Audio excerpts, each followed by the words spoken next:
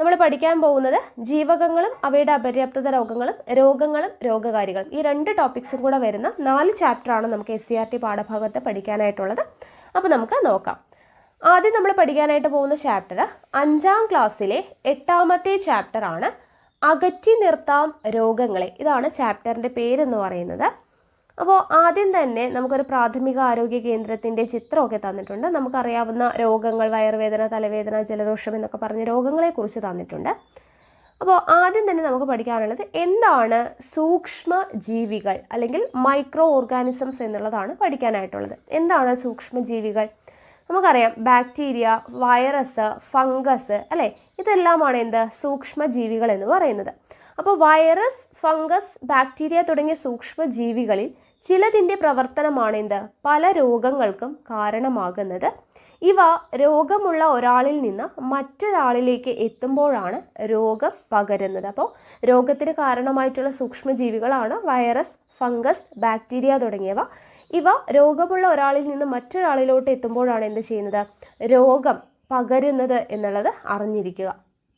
ഇനി ഈ രോഗം പകർത്തുന്നവർ ആരൊക്കെയാണ്? അല്ലെങ്കിൽ ഒരാളിൽ നിന്ന് മറ്റൊരാളിലോട്ട് രോഗം പകരുന്നത് എങ്ങനെയൊക്കെയാണ്?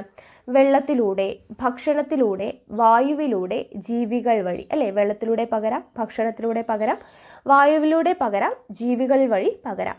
അപ്പോൾ ഇങ്ങനെ ഒരാളിൽ നിന്നും മറ്റൊരാളിലേക്ക് പകരുന്ന രോഗങ്ങളെയാണ് നമ്മൾ പകർച്ചവ്യാധികൾ എന്ന് പറയുന്നത് അല്ലേ. ഒരാളിൽ നിന്നും മറ്റുള്ളവരിലോട്ട് പകരുന്ന രോഗങ്ങളെയാണ് പകർച്ചവ്യാധികൾ എന്ന് പറയുന്നത്.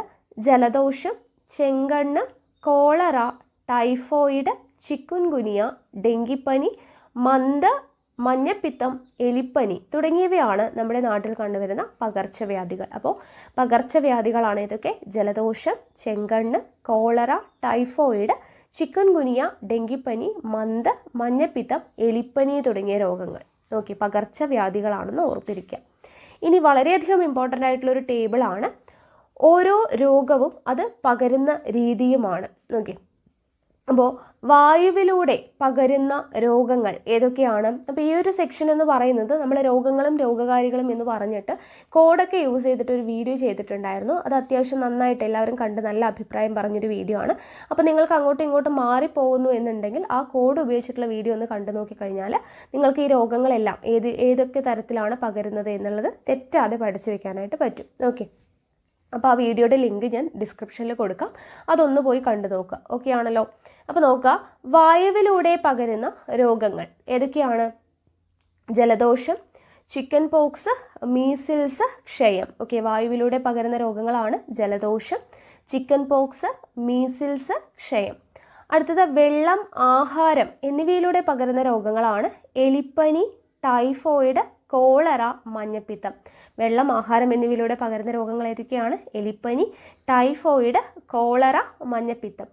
അടുത്തത് ഈച്ചകൾ വഴി പകരുന്നതാണ് കോളറയും വയറിളക്കവും. ഓക്കെ, കോളറയും വയറിളക്കവുമാണ് ഈച്ച മുഖേന പകരുന്നത്. കൊതുകിലൂടെ പകരുന്ന രോഗങ്ങൾ ഏതൊക്കെയാണ്? മന്ത്, മലമ്പനി, ഡെങ്കിപ്പനി, ചിക്കുൻഗുനിയ. അത് നമുക്കറിയാം അല്ലേ. മന്ത്, മലമ്പനി, ഡെങ്കിപ്പനി, ചിക്കുൻഗുനിയ ഇതെല്ലാം കൊതുക് മുഖേന പകരുന്ന രോഗങ്ങളാണ്. ഇനി സമ്പർക്കം മുഖേന പകരുന്നതാണ് ചെങ്കണ്ണ്, കുഷ്ഠം എന്നീ രോഗങ്ങൾ. സമ്പർക്കം മുഖേന പകരുന്നത് എന്തൊക്കെയാണ്? ചെങ്കണ്ണ്, കുഷ്ഠം. അപ്പോൾ വായുവിലൂടെ പകരുന്ന രോഗങ്ങളാണ് ജലദോഷം, ചിക്കൻ പോക്സ്, മീസിൽസ്, ക്ഷയം. വെള്ളം, ആഹാരം എന്നിവയിലൂടെ പകരുന്നത് എലിപ്പനി, ടൈഫോയിഡ്, കോളറ, മഞ്ഞപ്പിത്തം. ഈച്ച മുഖേന പകരുന്നത് കോളറ, വയറിളക്കം. കൊതുക് മുഖേന പകരുന്നത് മന്ത്, മലമ്പനി, ഡെങ്കിപ്പനി, ചിക്കുൻഗുനിയ. സമ്പർക്കം മുഖേന പകരുന്നത് ചെങ്കണ്ണ്, കുഷ്ഠം. അപ്പോൾ ഈ രീതിയിൽ ഈ ഒരു ടേബിള് ഇമ്പോർട്ടൻ്റ് ആണ്, അത് പഠിച്ചു വെച്ചേക്കാം. ഇനി അടുത്തത് കൊതുകിനെ തടയുന്ന കാര്യങ്ങളൊക്കെയാണ് ഇവിടെ കൊടുത്തിരിക്കുന്നത്. അപ്പോൾ എങ്ങനെയൊക്കെയാണ് കൊതുക് പെരുകുന്ന സാഹചര്യങ്ങൾ നമുക്കറിയാം അല്ലേ. വലയില്ലാത്തതിനാൽ കക്കൂസ് ടാങ്കിൻ്റെ എയർ പൈപ്പിലൂടെ കൊതുകുകൾ ടാങ്കിലെത്തി മുട്ടയിട്ട് പെരുകുന്നു. ചുറ്റുപാടുകൾ വൃത്തിഹീനമായും കാടും മൂടിയും കിടക്കുമ്പോൾ ഇതൊക്കെ നമുക്ക് അറിയുന്ന കാര്യങ്ങളാണ് അല്ലേ. ചിരട്ടയിലും പാത്രത്തിലൊക്കെ വെള്ളം കെട്ടിക്കിടക്കുമ്പോൾ അങ്ങനെയൊക്കെ എന്താണ് കൊതുകുകൾ പെരുകുന്നത് നമുക്കറിയാനായിട്ട് പറ്റും.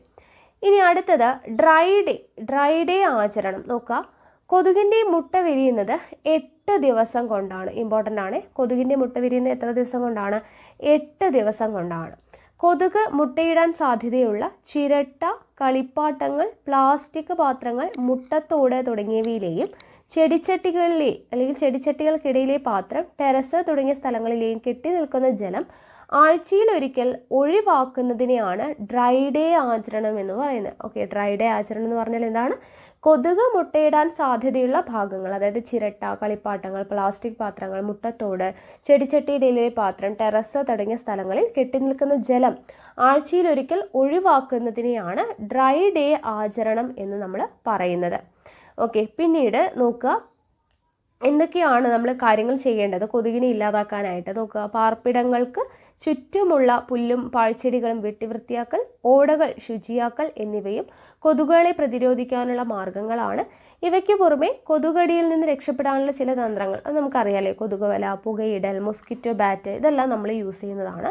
ജസ്റ്റ് ഒന്ന് വായിക്കുക കേട്ടോ, അത് കാരണം 5ാം ക്ലാസ് ആണ്, അപ്പോൾ വളരെ ബേസിക് ആയിട്ടുള്ള കാര്യങ്ങളാണ്. പക്ഷെ നമ്മൾ എപ്പോഴും ബേസിക് മുതൽ പഠിച്ചു പോയാലാണ് നമുക്ക് ഏത് രീതിയിൽ ചോദ്യങ്ങൾ വന്നാലും അറ്റൻഡ് ചെയ്യാനായിട്ട് പറ്റത്തുള്ളൂ. ഓക്കെ, അപ്പോൾ നോക്കുക, ഇനി അടുത്തത് രോഗം പകരുന്ന രീതികളും അതിന് എടുക്കാവുന്ന മുൻകരുതലുകൾ എന്തൊക്കെയാണ് എന്നുള്ളതാണ് കൊടുത്തിട്ടുള്ളത്. നോക്കുക, കൊതുക് മുഖേന പരക്കുന്ന രോഗങ്ങൾ, അതിന് എടുക്കാവുന്ന മുൻകരുതലുകൾ എന്തൊക്കെയാണ്? മലിനജലം കെട്ടിക്കിടക്കുന്ന സാഹചര്യങ്ങൾ ഇല്ലാതാക്കുക, അല്ലേ? മലിനജലം കെട്ടിക്കിടക്കുന്ന സാഹചര്യങ്ങൾ, അതുപോലെ തന്നെ വീടിൻ്റെ ചുറ്റും പരിസരമൊക്കെ വൃത്തിയായിട്ട് സൂക്ഷിക്കുക, കാട് പിടിച്ച് കിടക്കാനായിട്ട് അവസരം ഇല്ലാതാക്കുക, ഇതൊക്കെ നമുക്ക് അറിയുന്നതാണ്, എടുത്തു പറയേണ്ട ആവശ്യമില്ല. ദെൻ ഈച്ച മുഖേന പരക്കുന്നതിന് എന്താണ് ചെയ്യേണ്ടത്? വീടും പരിസരവും ശുചിയായി സൂക്ഷിക്കുക, ഭക്ഷണം അടച്ച് സൂക്ഷിക്കുക, അല്ലെ ജീർണിച്ച സാധനങ്ങളൊന്നും പുറത്തൊന്നും കൊണ്ട് ഇടാതിരിക്കുക, ഇതൊക്കെ നമുക്ക് അറിയുന്നതാണ്. ദെൻ ജലം, ആഹാരം എന്നിവയിലൂടെ വരുന്ന രോഗങ്ങൾ ഇല്ലാതാക്കാനായിട്ട് നമുക്ക് എന്താ അറിയാം? തിളപ്പിച്ചാറിയ വെള്ളം മാത്രം കുടിക്കുക, പഴകിയ ആഹാര വസ്തുക്കൾ കഴിക്കാതിരിക്കുക, ഇതൊക്കെ നമുക്ക് അറിയുന്നതാണ്. ദെൻ സമ്പർക്കം വഴി ഉള്ള രോഗങ്ങൾ എന്താണ് ഇല്ലാതാക്കാൻ? രോഗബാധിതരുമായിട്ട് മറ്റുള്ളവർ അധികം സഹവസിക്കാതിരിക്കുക, അവർ യൂസ് ചെയ്തിട്ടുള്ള സാധനങ്ങളൊന്നും ഉപയോഗിക്കാതിരിക്കുക. ഓക്കെ, അങ്ങനെയുള്ള കാര്യങ്ങളൊക്കെയാണ് ചെയ്യേണ്ടത്. അപ്പോൾ ഇതൊന്ന് ജസ്റ്റ് നോക്കി വെച്ചേക്കുക. ഇനി അടുത്തത് നമുക്ക് പഠിക്കാനുള്ളത് സൂക്ഷ്മജീവികളില്ലെങ്കിൽ എന്ന് പറഞ്ഞിട്ട് നോക്കുക. അതായത് ഇപ്പോൾ നമുക്കറിയാം ജീവികളുടെ മൃതാവശിഷ്ടങ്ങൾ മണ്ണിൽ എന്നും അതുപോലെ തന്നെ കിടക്കുമോ? ഇല്ല, അത് ജീർണിക്കണം, അല്ലേ? അത് ജീർണിക്കാതെ കിടന്നു കഴിഞ്ഞാൽ എന്തൊക്കെ സംഭവിക്കും നമുക്കറിയാം. അപ്പോൾ ഈ ജൈവാവശിഷ്ടങ്ങളെല്ലാം ജീർണിച്ച് മണ്ണിൽ ചേരുന്നത് ബാക്ടീരിയകളുടെയും ഫംഗസുകളുടെയും പ്രവർത്തന ഫലമായാണ്. ഇത് ഭൂമുഖത്തെ ശുചിയാക്കുന്നതോടൊപ്പം സസ്യങ്ങൾക്ക് വേണ്ട പോഷകങ്ങളും നൽകുന്നു. അപ്പോൾ ഈ ബാക്ടീരിയയും ഫംഗസും ഒക്കെ എന്ത് ചെയ്യുന്നുണ്ട്? ജൈവാവശിഷ്ടങ്ങളെ ജീർണിപ്പിക്കുന്നുണ്ട്, അല്ലേ? അപ്പോൾ ഇതുപോലെ സൂക്ഷ്മാണുക്കളെ കൊണ്ടുള്ള മറ്റ് പ്രയോജനങ്ങൾ എന്തൊക്കെയാണ്? ഒന്ന്, പാല് തൈരാക്കുന്നു, അരിമാവ് പുളിപ്പിക്കുന്നു, അന്തരീക്ഷ നൈട്രജനെ സസ്യങ്ങൾക്ക് ഉപയോഗിക്കാവുന്ന രീതിയിൽ ലവണങ്ങളാക്കി മണ്ണിൽ ചേർക്കുന്നു, വിസർജ്യങ്ങളെ വിഘടിപ്പിച്ച് മണ്ണിൽ ചേർക്കുന്നു, പാലുൽപ്പന്നങ്ങൾ, വിനാഗിരി, ചണം, പുകയില, തുകൽ തുടങ്ങിയവയുടെ വ്യവസായങ്ങളിൽ ഉപയോഗിക്കുന്നു, ചികിത്സാ രംഗത്ത് പ്രയോജനപ്പെടുത്തുന്നു. അപ്പോൾ ഇതെല്ലാം സൂക്ഷ്മാണുക്കളെ കൊണ്ടുള്ള പ്രയോജനങ്ങളാണ്. അടുത്തത് സൂപ്പർ ബഗ്. എന്താണ് സൂപ്പർ ബഗ് നോക്കാം. കപ്പലുകളിൽ നിന്ന് ഉണ്ടാവുന്ന എണ്ണ ചോർച്ച മൂലം കടൽ മലിനമാവുന്നത് തടയാനായിട്ട് എണ്ണ ഭക്ഷിക്കുന്ന സൂപ്പർ ബഗ് എന്ന ബാക്ടീരിയകളെ ഉപയോഗപ്പെടുത്തുന്നുണ്ട്. ആനന്ദ് മോഹൻ ചക്രബർത്തി എന്ന ഇന്ത്യൻ വംശജനായ ശാസ്ത്രജ്ഞനാണ് ജനിതക എഞ്ചിനീയറിംഗിലൂടെ ഈ ബാക്ടീരിയയെ വികസിപ്പിച്ചെടുത്തത്. അപ്പോൾ സൂപ്പർ ബഗ് എന്ന് പറഞ്ഞാൽ എന്താണ്? കപ്പലുകളിൽ നിന്നുണ്ടാവുന്ന എണ്ണച്ചോർച്ച മൂലം കടൽ മലിനമാവുന്നത് തടയാനായിട്ട് എണ്ണ ഭക്ഷിക്കുന്ന ബാക്ടീരിയകളെ ഉപയോഗപ്പെടുത്തുന്നു. ആ എണ്ണ ഭക്ഷിക്കുന്ന ബാക്ടീരിയകളാണ് സൂപ്പർ ബഗ് എന്നറിയപ്പെടുന്നത്. ഈ സൂപ്പർ ബഗ് കണ്ടെത്തിയത് ആരാണ്? ആനന്ദ് മോഹൻ ചക്രബർത്തിയാണ്. അടുത്തത് പ്രതിരോധ കുത്തിവയ്പ്പുകളാണ്. വാക്സിനേഷനെ കുറിച്ചാണ് പറയുന്നത്. രോഗങ്ങളെ പ്രതിരോധിക്കാൻ ശരീരത്തിന് കൃത്രിമമായ കഴിവ് നേടിക്കൊടുക്കുന്ന രീതിയാണ് ഈ പ്രതിരോധ കുത്തിവയ്പ്പ് എന്ന് പറയുന്നത്. ഓക്കെ, അപ്പോൾ വിവിധ രോഗസാധ്യതകൾ ഒഴിവാക്കാൻ ആരോഗ്യവകുപ്പ് നടത്തിവരുന്ന പ്രതിരോധ കുത്തിവയ്പ്പുകളുടെ പട്ടിക ആശുപത്രികളിൽ ലഭ്യമാണ്. നമുക്കറിയാം, നമ്മൾ കുട്ടികൾക്കൊക്കെ പോയിട്ട് പ്രതിരോധ കുത്തിവയ്പ്പുകളൊക്കെ എടുക്കുന്നതാണ്, അല്ലേ? അത് ജസ്റ്റ് ഒന്ന് ഓർത്തിരിക്കുക. കൃത്രിമമായിട്ട് നമുക്ക് പ്രതിരോധ ശേഷി വരാൻ വേണ്ടിയിട്ട് ചെയ്യുന്നതാണ് പ്രതിരോധ കുത്തിവയ്പ്പുകൾ. ഓക്കെ, അപ്പോൾ ഇത്രയൊക്കെയാണ് നമുക്ക് ഈ ഒരു ചാപ്റ്ററിൽ പഠിക്കാനായിട്ടുള്ളത്. ഓക്കെ, വളരെ ചെറിയൊരു ചാപ്റ്ററാണ്, 5ാം ക്ലാസ് ആണ്, അതുകൊണ്ട് ബേസിക് ആയിട്ടുള്ള കുറച്ച് കാര്യങ്ങൾ. ഇവിടെ ഇമ്പോർട്ടൻ്റ് ആയിട്ടുള്ളത് രോഗങ്ങൾ പരത്തുന്നത് ഏതൊക്കെയാണ്, അല്ലെങ്കിൽ വായുവിലൂടെ പകരുന്ന രോഗം ഏതാണ്, ആഹാരത്തിലൂടെ പകരുന്ന രോഗം ഏതാണ്, അതൊക്കെയാണ് നമുക്ക് ഇമ്പോർട്ടൻ്റ് ആയിട്ട് പഠിച്ചിരിക്കേണ്ടത്. ഓക്കെ, ഇനി നമുക്ക് അടുത്തത് പഠിക്കാനുള്ളത് 6ാം ക്ലാസ്സിലെ 5ാമത്തെ ചാപ്റ്ററാണ്. നോക്കുക 6ാം ക്ലാസ്സിലെ 5ാമത്തെ ചാപ്റ്ററാണ് ആഹാരം ആരോഗ്യത്തിന് എന്നുള്ളതാണ് ചാപ്റ്ററിൻ്റെ പേര്. അപ്പോൾ നമുക്കിവിടെ ആദ്യം തന്നെ പഠിക്കാനുള്ളത് ഇവിടെ ഒരു പിക്ചർ നൽകിയിട്ടുണ്ട്. ഇവിടെ നെല്ലിൻ്റെ പിക്ചർ തന്നിട്ട് ഇവിടെ ധാരാളം ധാന്യകം അടങ്ങിയിട്ടുണ്ട് എന്ന് കൊടുത്തിട്ടുണ്ട്. ഞങ്ങളെ ആഹാരത്തിൽ ഉൾപ്പെടുത്തു, ഞങ്ങളിൽ ധാരാളം ധാന്യകമുണ്ട്. അടുത്തത് മത്സ്യത്തിൻ്റെ പിക്ചർ കൊടുത്തിട്ട് ഞങ്ങളിൽ ധാരാളം പ്രോട്ടീൻ ഉണ്ട്. എണ്ണയുടെ പിക്ചർ കൊടുത്തിട്ട് ഞങ്ങളിൽ ധാരാളം കൊഴുപ്പുണ്ട്. അതുപോലെ തന്നെ പച്ചക്കറികളും പഴങ്ങളും കൊടുത്തിട്ട് ഞങ്ങളിൽ ധാരാളം ധാതു ലവണങ്ങളും വിറ്റമിനുകളും ഉണ്ട്. അപ്പോൾ ഈ ഒരു പിക്ചറിൽ നിന്ന് നമുക്കൊരു കോളം ഫില്ല് ചെയ്യാലോ. എന്തൊക്കെയാണ്? ഭക്ഷ്യവസ്തു, പോഷക ഘടകങ്ങൾ എന്ന് പറഞ്ഞ് തന്നിട്ടുണ്ട്. അരിയിൽ അടങ്ങിയിട്ടുള്ളത് എന്താണ്? ധാന്യകമാണ് അല്ലേ? അരിയിൽ അടങ്ങിയിട്ടുള്ള പോഷക ഘടകം ഏതാണ്? ധാന്യകമാണ്. മത്സ്യത്തിൽ അടങ്ങിയിട്ടുള്ള പോഷക ഘടകമാണ് എന്ത്? പ്രോട്ടീൻ അല്ലേ? മത്സ്യത്തിൽ അടങ്ങിയിട്ടുള്ളത് പ്രോട്ടീനാണ്. എണ്ണയിൽ അടങ്ങിയിട്ടുള്ളത് എന്താണ്? കൊഴുപ്പാണ്. എണ്ണയിൽ അടങ്ങിയിട്ടുള്ളത് കൊഴുപ്പ്. പഴങ്ങൾ, പച്ചക്കറികൾ എന്നിവയിൽ അടങ്ങിയിട്ടുള്ളത് എന്താണ്? ധാതു ലവണങ്ങളും വിറ്റമിനുകളുമാണ്. അപ്പോൾ ഈ ഒരു ടേബിൾ നിങ്ങൾ ഫില്ല് ചെയ്തേക്കാം. ഇനി നമുക്ക് പഠിക്കാനായിട്ടുള്ളത് ധാന്യകത്തെക്കുറിച്ചാണ്. അപ്പോൾ എന്താണ് ധാന്യകം? കാർബൺ, ഹൈഡ്രജൻ, ഓക്സിജൻ എന്നിവ കൊണ്ടാണ് ധാന്യകം നിർമ്മിച്ചിരിക്കുന്നത്. കാർബൺ, ഹൈഡ്രജൻ, ഓക്സിജൻ എന്നിവ കൊണ്ടാണ് എന്ത് നിർമ്മിച്ചിരിക്കുന്നത്? ധാന്യകം നിർമ്മിച്ചിരിക്കുന്നത്. ശരീരപ്രവർത്തനങ്ങൾക്ക് ആവശ്യമായിട്ടുള്ള ഊർജം നൽകുക എന്നതാണ് മുഖ്യധർമ്മം. ഓക്കെ, ധാന്യകത്തിൻ്റെ മുഖ്യധർമ്മം എന്താണ്? ശരീരപ്രവർത്തനങ്ങൾക്ക് ആവശ്യമായ ഊർജം നൽകുക എന്നുള്ളതാണ് ഇതിൻ്റെ മുഖ്യധർമ്മം. അന്നജം, പഞ്ചസാര, ഗ്ലൂക്കോസ്, സെല്ലുലോസ് എന്നിവ ധാന്യകങ്ങളുടെ വിവിധ രൂപങ്ങളാണ്. അന്നജം, പഞ്ചസാര, ഗ്ലൂക്കോസ്, സെല്ലുലോസ് എന്നിവ ധാന്യകങ്ങളുടെ വിവിധ രൂപങ്ങളാണ്. ധാന്യങ്ങൾ, കിഴങ്ങുവർഗ്ഗങ്ങൾ എന്നിവയിൽ അന്നജ രൂപത്തിൽ ധാരാളം ധാന്യകം അടങ്ങിയിട്ടുണ്ട്. അപ്പോൾ ധാന്യകം എന്ന് പറഞ്ഞാൽ കാർബൺ, ഹൈഡ്രജൻ, ഓക്സിജൻ കൊണ്ടാണ് നിർമ്മിച്ചിരിക്കുന്നത്. ശരീരപ്രവർത്തനങ്ങൾക്ക് ആവശ്യമായിട്ടുള്ള ഊർജ്ജം നൽകുക എന്നുള്ളതാണ് മുഖ്യധർമ്മം. അന്നജം, പഞ്ചസാര, ഗ്ലൂക്കോസ്, സെല്ലുലോസ് എന്നിവയാണ് ധാന്യകങ്ങളുടെ വിവിധ രൂപങ്ങൾ. ഇത്രയും കാര്യങ്ങൾ ധാന്യകത്തെക്കുറിച്ച് ഓർത്തിരിക്കുക. ഓക്കെ, ഇനി അന്നജം തിരിച്ചറിയുവാനുള്ള ടെസ്റ്റും കൂടെ നിങ്ങൾ പഠിച്ചു വയ്ക്കുക. അന്നജത്തെ തിരിച്ചറിയാൻ വേണ്ടിയിട്ട് യൂസ് ചെയ്യുന്ന ടെസ്റ്റാണ് അയഡിൻ ടെസ്റ്റ്. ഈ അയഡിൻ ടെസ്റ്റ് ചെയ്യുമ്പോൾ അന്നജം അയഡിനുമായി ചേർന്നിട്ട് പ്രവർത്തിക്കുന്ന സമയത്ത് എന്ത് നിറമാണ് ലായനിയാവുന്നത്? കടും നീല നിറമാണ് ഉണ്ടാവുന്നത്. അന്നജം അയഡിൻ ലായനിയുമായിട്ട് പ്രവർത്തിക്കുമ്പോൾ കടും നീല നിറമാണ് ഉണ്ടാവുന്നത്. അപ്പോൾ അന്നജത്തെ തിരിച്ചറിയുവാനുള്ള ടെസ്റ്റ് അയഡിൻ ടെസ്റ്റാണ്. അന്നജം അയഡിൻ ലായനിയുമായിട്ട് ചേരുമ്പോൾ എന്ത് നിറമാവുന്നു? കടും നീല നിറമാകുന്നു. ഓക്കെ, അതുകൂടെ ഓർത്തിരിക്കുക. അടുത്തത് മാംസ്യത്തെക്കുറിച്ചാണ്, പ്രോട്ടീനെ കുറിച്ചാണ് പറയുന്നത്. നോക്കുക, വളർച്ചയ്ക്കു പിന്നിൽ ശരീരനിർമ്മിതിക്കും വളർച്ചയ്ക്കും സഹായകമായ പ്രധാന ആഹാര ഘടകമാണ് എന്ത്? പ്രോട്ടീൻ. ശരീരനിർമ്മിതിക്കും വളർച്ചയ്ക്കും സഹായകമായിട്ടുള്ള ആഹാര ഘടകമാണ് പ്രോട്ടീൻ. ശരീരത്തിലെ കോശങ്ങൾ, മുടി, ദഹനരസങ്ങൾ തുടങ്ങിയവയുടെ നിർമ്മാണത്തിന് പ്രോട്ടീൻ ആവശ്യമാണ്. ശരീരത്തിലെ കോശങ്ങൾ, മുടി, ദഹനരസങ്ങൾ തുടങ്ങിയവയുടെ നിർമ്മാണത്തിന് പ്രോട്ടീൻ ആവശ്യമാണ്. ധാന്യകങ്ങളുടെ അഭാവത്തിൽ ഊർജോൽപാദനത്തിനും പ്രോട്ടീൻ പ്രയോജനപ്പെടുത്തുന്നു. ധാന്യകങ്ങളുടെ അഭാവത്തിൽ ഊർജോൽപാദനത്തിനും എന്ത് പ്രയോജനപ്പെടുന്നു? പ്രോട്ടീൻ പ്രയോജനപ്പെടുന്നു. Hydrogen, carbon, oxygen, nitrogen, sulphur എന്നിവയാണ് പ്രോട്ടീനിൽ അടങ്ങിയിട്ടുള്ളത്. ധാന്യകത്തിൽ നമ്മൾ പറഞ്ഞു ഹൈഡ്രജൻ, കാർബൺ, ഓക്സിജൻ എന്നിവയാണ് അടങ്ങിയിട്ടുള്ളതെന്ന്. അപ്പോൾ പ്രോട്ടീനിൽ അടങ്ങിയിട്ടുള്ള എന്തൊക്കെയാണ്? ഹൈഡ്രജൻ, കാർബൺ, ഓക്സിജൻ, കൂടാതെ nitrogen, sulphur. Okay, hydrogen, carbon, oxygen, nitrogen, sulphur ഇത്രയും അടങ്ങിയതാണ് എന്ത്? പ്രോട്ടീൻ എന്ന് പറയുന്നത്. ഇനി ഒരാളുടെ ശരീരഭാരത്തിനനുസരിച്ച് 1 കിലോഗ്രാമിന് 1 ഗ്രാം എന്ന തോതിൽ പ്രോട്ടീൻ ഓരോ ദിവസവും ഭക്ഷണത്തിൽ നിന്ന് ലഭിക്കണം. ഓക്കെ, അപ്പോൾ നമ്മുടെ ശരീരഭാരത്തിനനുസരിച്ചിട്ട് 1 കിലോഗ്രാമിന് 1 ഗ്രാം എന്ന രീതിയിൽ പ്രോട്ടീൻ ഡെയിലി നമ്മുടെ ഭക്ഷണത്തിൽ ലഭിച്ചിരിക്കണം എന്നാണ് പറയുന്നത്. ഓക്കെ, അപ്പോൾ പ്രോട്ടീനെ കുറിച്ച് ഇത്രയും പഠിച്ചു വെക്കുക. ഇനി ക്വാഷിയോർക്കർ എന്ന് പറഞ്ഞാൽ എന്താണ്? പ്രോട്ടീൻ്റെ അഭാവം മൂലമുണ്ടാകുന്ന രോഗമാണ് ക്വാഷിയോർക്കർ. ഇത് ബാധിച്ചവരുടെ ശരീരം ശോഷിച്ചും വയർ വീർത്തുമിരിക്കുന്നത്. ഇവിടെ ഒരു കുട്ടിയുടെ പിക്ചർ കൊടുത്തിരിക്കുന്നുണ്ടോ? അപ്പോൾ പ്രോട്ടീൻ്റെ അഭാവം മൂലമുണ്ടാകുന്ന രോഗം ഏതാണ്? ക്വാഷിയോർക്കർ ആണ്. പ്രോട്ടീൻ കുറയുന്നത് വളർച്ച മുരടിക്കുന്നതിന് കാരണമാകുന്നു. അതും കൂടെ പഠിച്ചു വയ്ക്കുക. പ്രോട്ടീൻ കുറയുന്നത് വളർച്ച മുരടിക്കുന്നതിന് കാരണമാകുന്നു. പ്രോട്ടീൻ്റെ അഭാവം മൂലമുണ്ടാകുന്ന രോഗമാണ് ക്വാഷിയോർക്കർ എന്ന് പറയുന്നത്. ഓക്കെ, ഇനി അടുത്തത് ഇവിടെ നമുക്കൊരു ഭക്ഷ്യവസ്തു, അതിലടങ്ങിയിട്ടുള്ള പ്രോട്ടീൻ ഗ്രാം എന്ന് പറഞ്ഞിട്ട് അളവ് കൊടുത്തിട്ടുണ്ട്. ഈ ടേബിൾ നിങ്ങൾ ജസ്റ്റ് ഒന്ന് വായിച്ചു നോക്കുക കേട്ടോ. ഇനി അടുത്തത് കൊഴുപ്പിനെ കുറിച്ചാണ്. ഓക്കെ, ധാന്യകം പഠിച്ചു, പ്രോട്ടീൻ പഠിച്ചു. അടുത്തത് കൊഴുപ്പിനെ കുറിച്ചാണ്. അപ്പോൾ നമ്മുടെ ശരീരത്തിന് കുറഞ്ഞ അളവിൽ ആവശ്യമായ ആഹാര ഘടകങ്ങളിൽ ഒന്നാണ് എന്ത്? കൊഴുപ്പ്. ഏറ്റവും കുറഞ്ഞ അളവിൽ ആവശ്യമായിട്ടുള്ള ആഹാര ഘടകമാണ് കൊഴുപ്പ് എന്ന് പറയുന്നത്.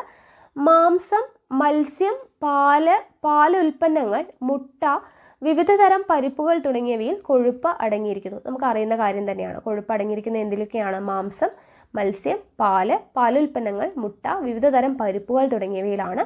വിവിധ തരം എണ്ണകൾ, നെയ്യ് തുടങ്ങിയവ പല ഭക്ഷ്യവസ്തുക്കളിൽ നിന്നും വേർതിരിച്ചെടുത്തത് കൊഴുപ്പുകളാണ്. കാർബോഹൈഡ്രേറ്റിനെ പോലെ കൊഴുപ്പും ഊർജം പ്രദാനം ചെയ്യുന്ന ആഹാരഘടകം തന്നെയാണ്. കാർബോഹൈഡ്രേറ്റിനെ പോലെ തന്നെ, ധാന്യത്തെ പോലെ തന്നെ കൊഴുപ്പും എന്ത് പ്രദാനം ചെയ്യുന്നുണ്ട്? ഊർജം പ്രദാനം ചെയ്യുന്നുണ്ട്. ചില വിറ്റാമിനുകൾ കൊഴുപ്പിൽ മാത്രമേ ലയിക്കുള്ളൂ. ഈ വിറ്റാമിനുകൾ ലഭിക്കണമെങ്കിൽ ഭക്ഷണത്തിൽ കൊഴുപ്പ് ഉൾപ്പെടുത്തേണ്ടതുണ്ട്. ചില വിറ്റാമിനുകൾ കൊഴുപ്പിൽ മാത്രമേ ലയിക്കത്തുള്ളൂ. കൊഴുപ്പിൽ മാത്രം ലയിക്കുന്ന വിറ്റാമിനുകൾ ഏതൊക്കെയാണ്? Vitamin K, E, D, A ഇത്രയും എന്താണ്? കൊഴുപ്പിൽ മാത്രം ലയിക്കുന്ന വിറ്റമിനുകളാണ്. Vitamin K, vitamin E, vitamin D, vitamin A.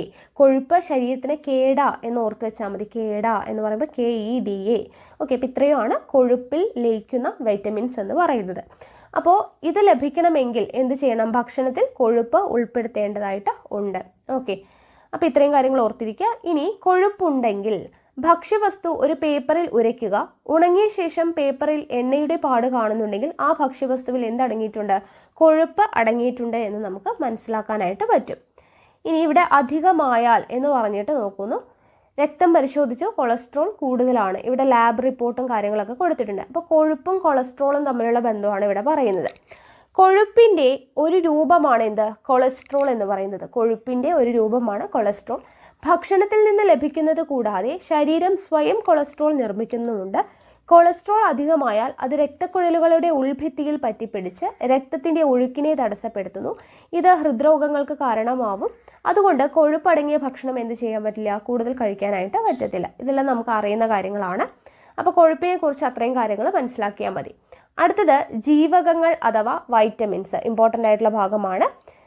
ഇവിടെ പഠന റിപ്പോർട്ടിൽ നിന്നെന്ന് പറഞ്ഞു കൊടുത്തിട്ടുണ്ട്. ഇന്ത്യൻ മെഡിക്കൽ ഗവേഷണ കൗൺസിൽ ശുപാർശ ചെയ്തിരിക്കുന്നത് പ്രായപൂർത്തിയായ ഒരു ഇന്ത്യക്കാരൻ ദിവസം 295 ഗ്രാം പച്ചക്കറികൾ ഭക്ഷിക്കണമെന്നാണ്. എന്നാൽ ഇന്ത്യയിൽ ശരാശരി 135 ഗ്രാം പച്ചക്കറികൾ മാത്രമേ ഭക്ഷണത്തിൽ ഉൾപ്പെട്ടിട്ടുള്ളൂ. കേരളത്തിൽ ഒരാൾ ശരാശരി 50 ഗ്രാം പച്ചക്കറികളാണ് ഒരു ദിവസം കഴിക്കുന്നത്. ജസ്റ്റ് ഒന്ന് വായിച്ചു നോക്കിയാൽ മതി. ഇനി ഇവിടെ നോക്കുക, ആരോഗ്യം. ശരിയായ ആരോഗ്യത്തിനും സുഗമമായ ശാരീരിക പ്രവർത്തനങ്ങൾക്കും ഒഴിച്ചുകൂടാനാവാത്ത ആഹാരഘടകങ്ങളാണ് വിറ്റമിനുകളും ധാതു ലവണങ്ങളും. ഇവ കുറഞ്ഞ അളവിലേ നമ്മുടെ ശരീരത്തിന് ആവശ്യമുള്ളൂ. പഴങ്ങൾ, പച്ചക്കറികൾ, പാൽ, മുട്ട, ഇലക്കറികൾ തുടങ്ങിയവ വിറ്റമിനുകളുടെയും ധാതു ലവണങ്ങളുടെയും കലവറയാണ്. ഓക്കെ, അപ്പോൾ നമുക്ക് കുറഞ്ഞ അളവിലാണ് ആവശ്യമുള്ളൂ വിറ്റമിനുകളും ധാതു ലവണങ്ങളും, പക്ഷെ അവ വേണം. അപ്പോൾ ഈ വിറ്റമിനുകളും ധാതു ലവണങ്ങളും അടങ്ങിയിട്ടുള്ളത് എന്തിലൊക്കെയാണ്? പഴങ്ങൾ, പച്ചക്കറികൾ, പാല്, മുട്ട, ഇലക്കറികൾ തുടങ്ങിയ എല്ലാത്തിലും വിറ്റമിനുകളും ധാതു ലവണങ്ങളും ധാരാളമായിട്ട് അടങ്ങിയിട്ടുണ്ട്. ഇനി ഇമ്പോർട്ടൻ്റ് ആയിട്ടുള്ളൊരു സെക്ഷനാണ് എന്താണ്? വൈറ്റമിൻസ്. വൈറ്റമിൻസ് നോക്കുക, അതിൽ ഏതിലൊക്കെയാണ് അടങ്ങിയിട്ടുള്ളത്, അതിൻ്റെ അപര്യാപ്തത മൂലം ഉണ്ടാവുന്ന രോഗങ്ങൾ എന്തൊക്കെയാണ്, ഓരോ വൈറ്റമിനും ഏതിലാണ് ലയിക്കുന്നത്, ഇത്രയും കാര്യങ്ങളാണ് നമുക്ക് ഈ ഒരു ഫ്ലോ ചാർട്ടിലൂടെ നമുക്ക് കിട്ടുന്നത്. അപ്പോൾ ഇവിടെ ADEK എന്ന് പറഞ്ഞു തന്നിട്ടുണ്ട് അല്ലേ. ഇത് മുഴുവൻ എന്താണ്? കൊഴുപ്പിൽ ലയിക്കുന്ന വിറ്റമിൻസ് ആണ്. പിക്ചർ കാണുമ്പോൾ മനസ്സിലാവുന്നുണ്ടല്ലോ, കൊഴുപ്പിൽ ലയിക്കുന്നവയാണ് ADEK. ബാക്കിയുള്ള ബിയും സിയും എവിടെയാണ് ലയിക്കുന്നത്? വെള്ളത്തിലാണ് ലയിക്കുന്നത്. അപ്പോൾ വെള്ളത്തിൽ ലയിക്കുന്ന വൈറ്റമിൻസ് ആണ് ബിയും സിയും, കൊഴുപ്പിൽ ലയിക്കുന്ന വൈറ്റമിൻസ് ആണ് ADEK. അത്രയും കിട്ടിയല്ലോ. ഇനി ഈ ഓരോ വൈറ്റമിനും ഏതിലൊക്കെയാണ് അടങ്ങിയിട്ടുള്ളത്?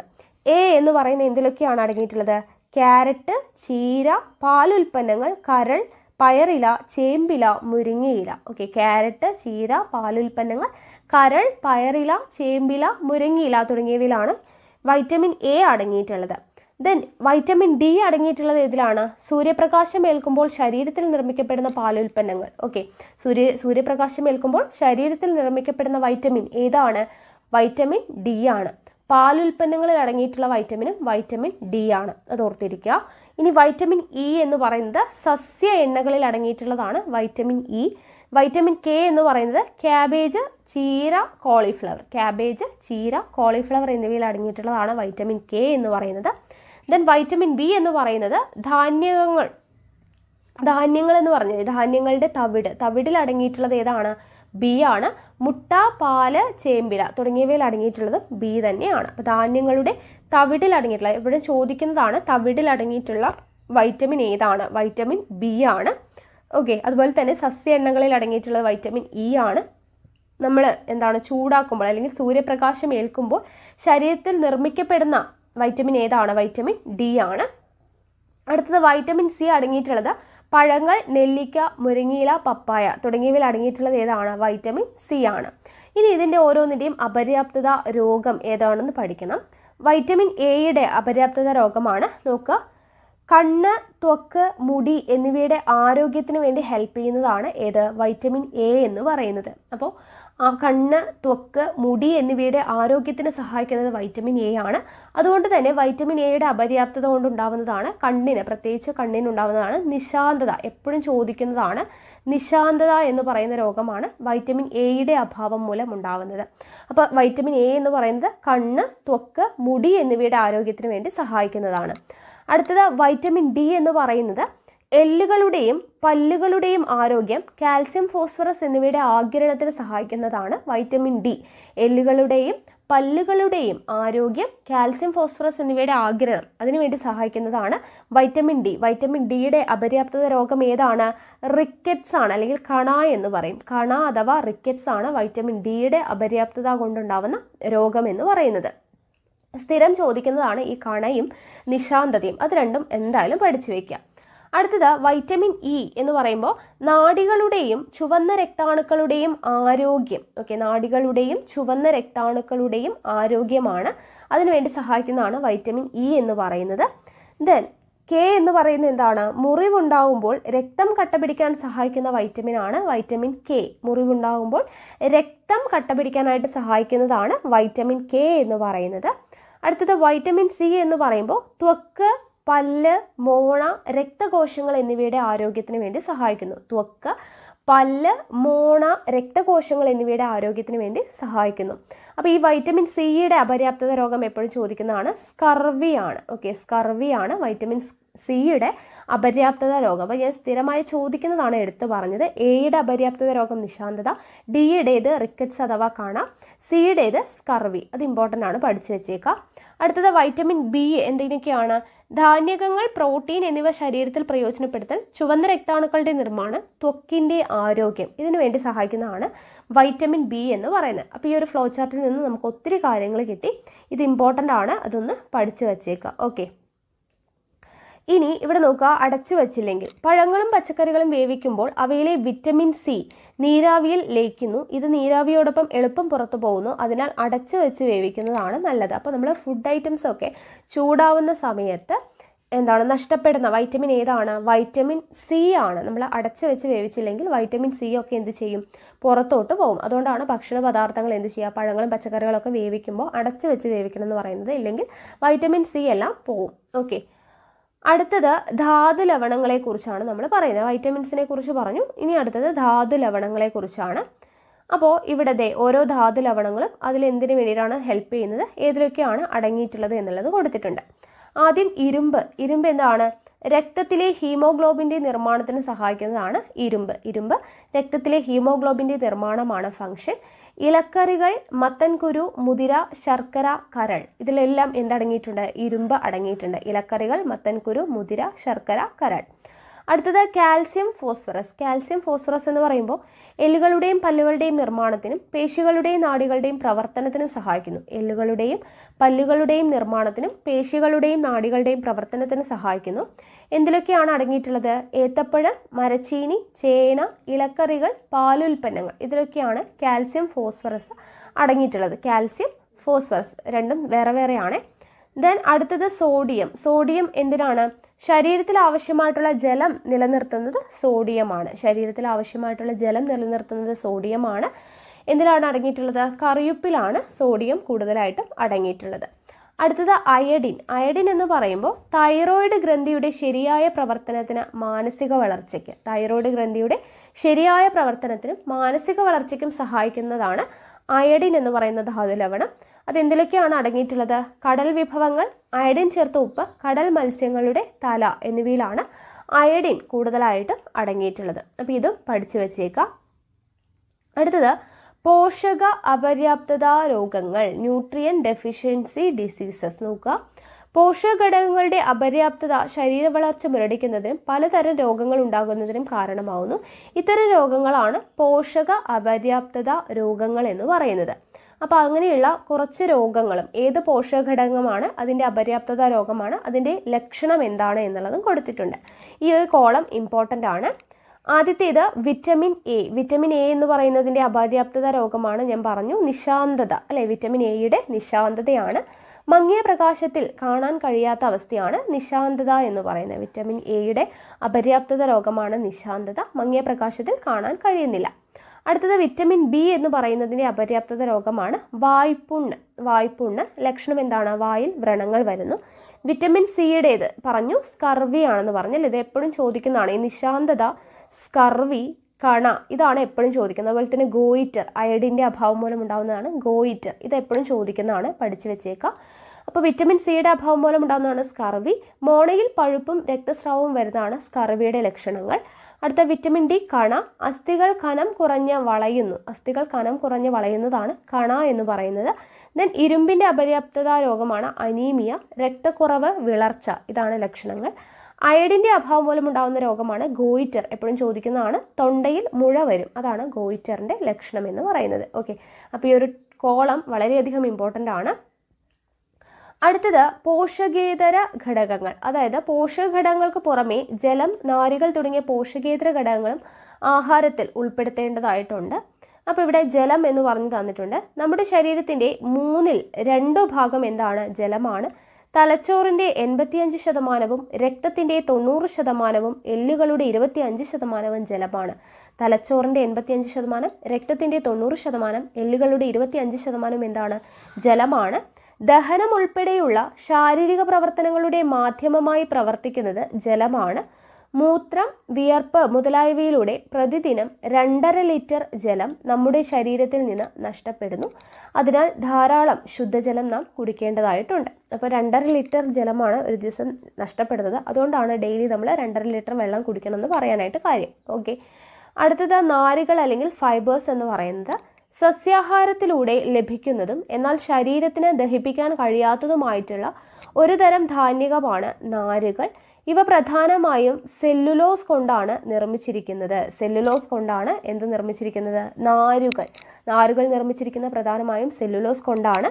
ശരീരത്തിന് പോഷകഘടകങ്ങൾ നൽകുന്നില്ലെങ്കിലും നാരുകൾ വൻകുടലിലെ വിസർജ്യ വസ്തുക്കളുടെ സഞ്ചാരത്തെ സുഗമമാക്കുന്നു. അപ്പോൾ നാരുകൾ ചെയ്യുന്നത് എന്താണ്? വൻകുടലിലെ വിസർജ്യ വസ്തുക്കളുടെ സഞ്ചാരത്തെ സുഗമമാക്കുന്നു.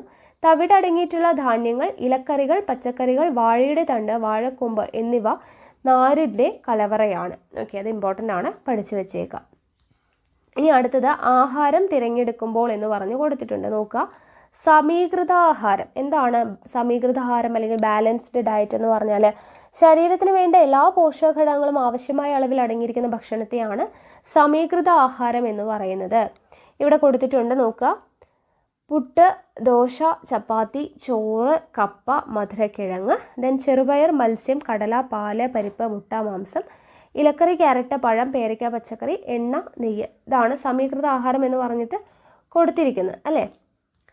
ഇനി ഇവിടെ കറക്റ്റായിട്ട് കഴിക്കേണ്ട ഓരോ ടൈമും അതിൽ എന്തൊക്കെയാണോ ഓരോ കുട്ടികളുടെയുമാണ് കൊടുത്തിട്ടുള്ളത്.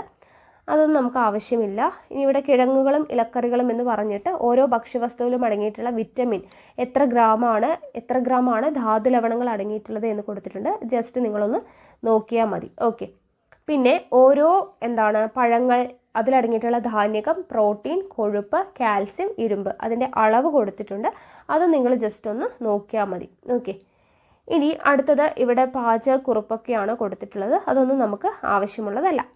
അപ്പോൾ ഇത്രയാണ് നമ്മുടെ ഈ ഒരു ചാപ്റ്റർ എന്ന് പറയുന്നത്. 6ാം ക്ലാസ്സിലെ 5ാമത്തെ ചാപ്റ്റർ ആഹാരം ആരോഗ്യത്തിന് എന്ന് പറയുന്ന ചാപ്റ്റർ നമ്മുടെ കംപ്ലീറ്റ് ആയിട്ടുണ്ട്. ഇനി നമുക്ക് 10ാം ക്ലാസ്സിലെ 2 ചാപ്റ്ററും കൂടിയിട്ടാണ് പഠിക്കാനായിട്ടുള്ളത്. അപ്പോൾ നമുക്ക് നോക്കാം. 10ാം ക്ലാസ്സിലെ 4ാമത്തെ ചാപ്റ്റർ നോക്കാം. അകറ്റി നിർത്താം രോഗങ്ങളെ. ഇതാണ് ചാപ്റ്ററിൻ്റെ പേരെന്ന് പറയുന്നത്. അപ്പോൾ ആദ്യം തന്നെ നമുക്ക് പഠിക്കാനായിട്ടുള്ളത് എന്താണെന്ന് വെച്ച് കഴിഞ്ഞാൽ എങ്ങനെയൊക്കെയാണ് രോഗങ്ങൾ പകരുന്നത്. ഓക്കെ, ഒരാളിൽ നിന്നും മറ്റൊരാളിലോട്ട് എങ്ങനെയാണ് രോഗങ്ങൾ പകരുന്നത് എന്നുള്ളതാണ് ഇവിടെ കൊടുത്തിട്ടുള്ളത്. നോക്കുക, സ്പർശനം വഴി, മലിനമായ ആഹാരവും ജലവും, ചുമ, തുമ്മൽ, അപ്പോൾ വായുവിലൂടെ അല്ലേ, ചുമ, തുമ്മൽ വഴി വായുവിലൂടെ പകരുന്നു. അണുവിമുക്തമാക്കാത്ത ഉപകരണങ്ങൾ ഉപയോഗിക്കുന്നതിലൂടെ, വാഹകരായ ജന്തുക്കൾ അല്ലേ, നായ, കൊതുക്, കണ്ട ചിത്രം കണ്ടോ.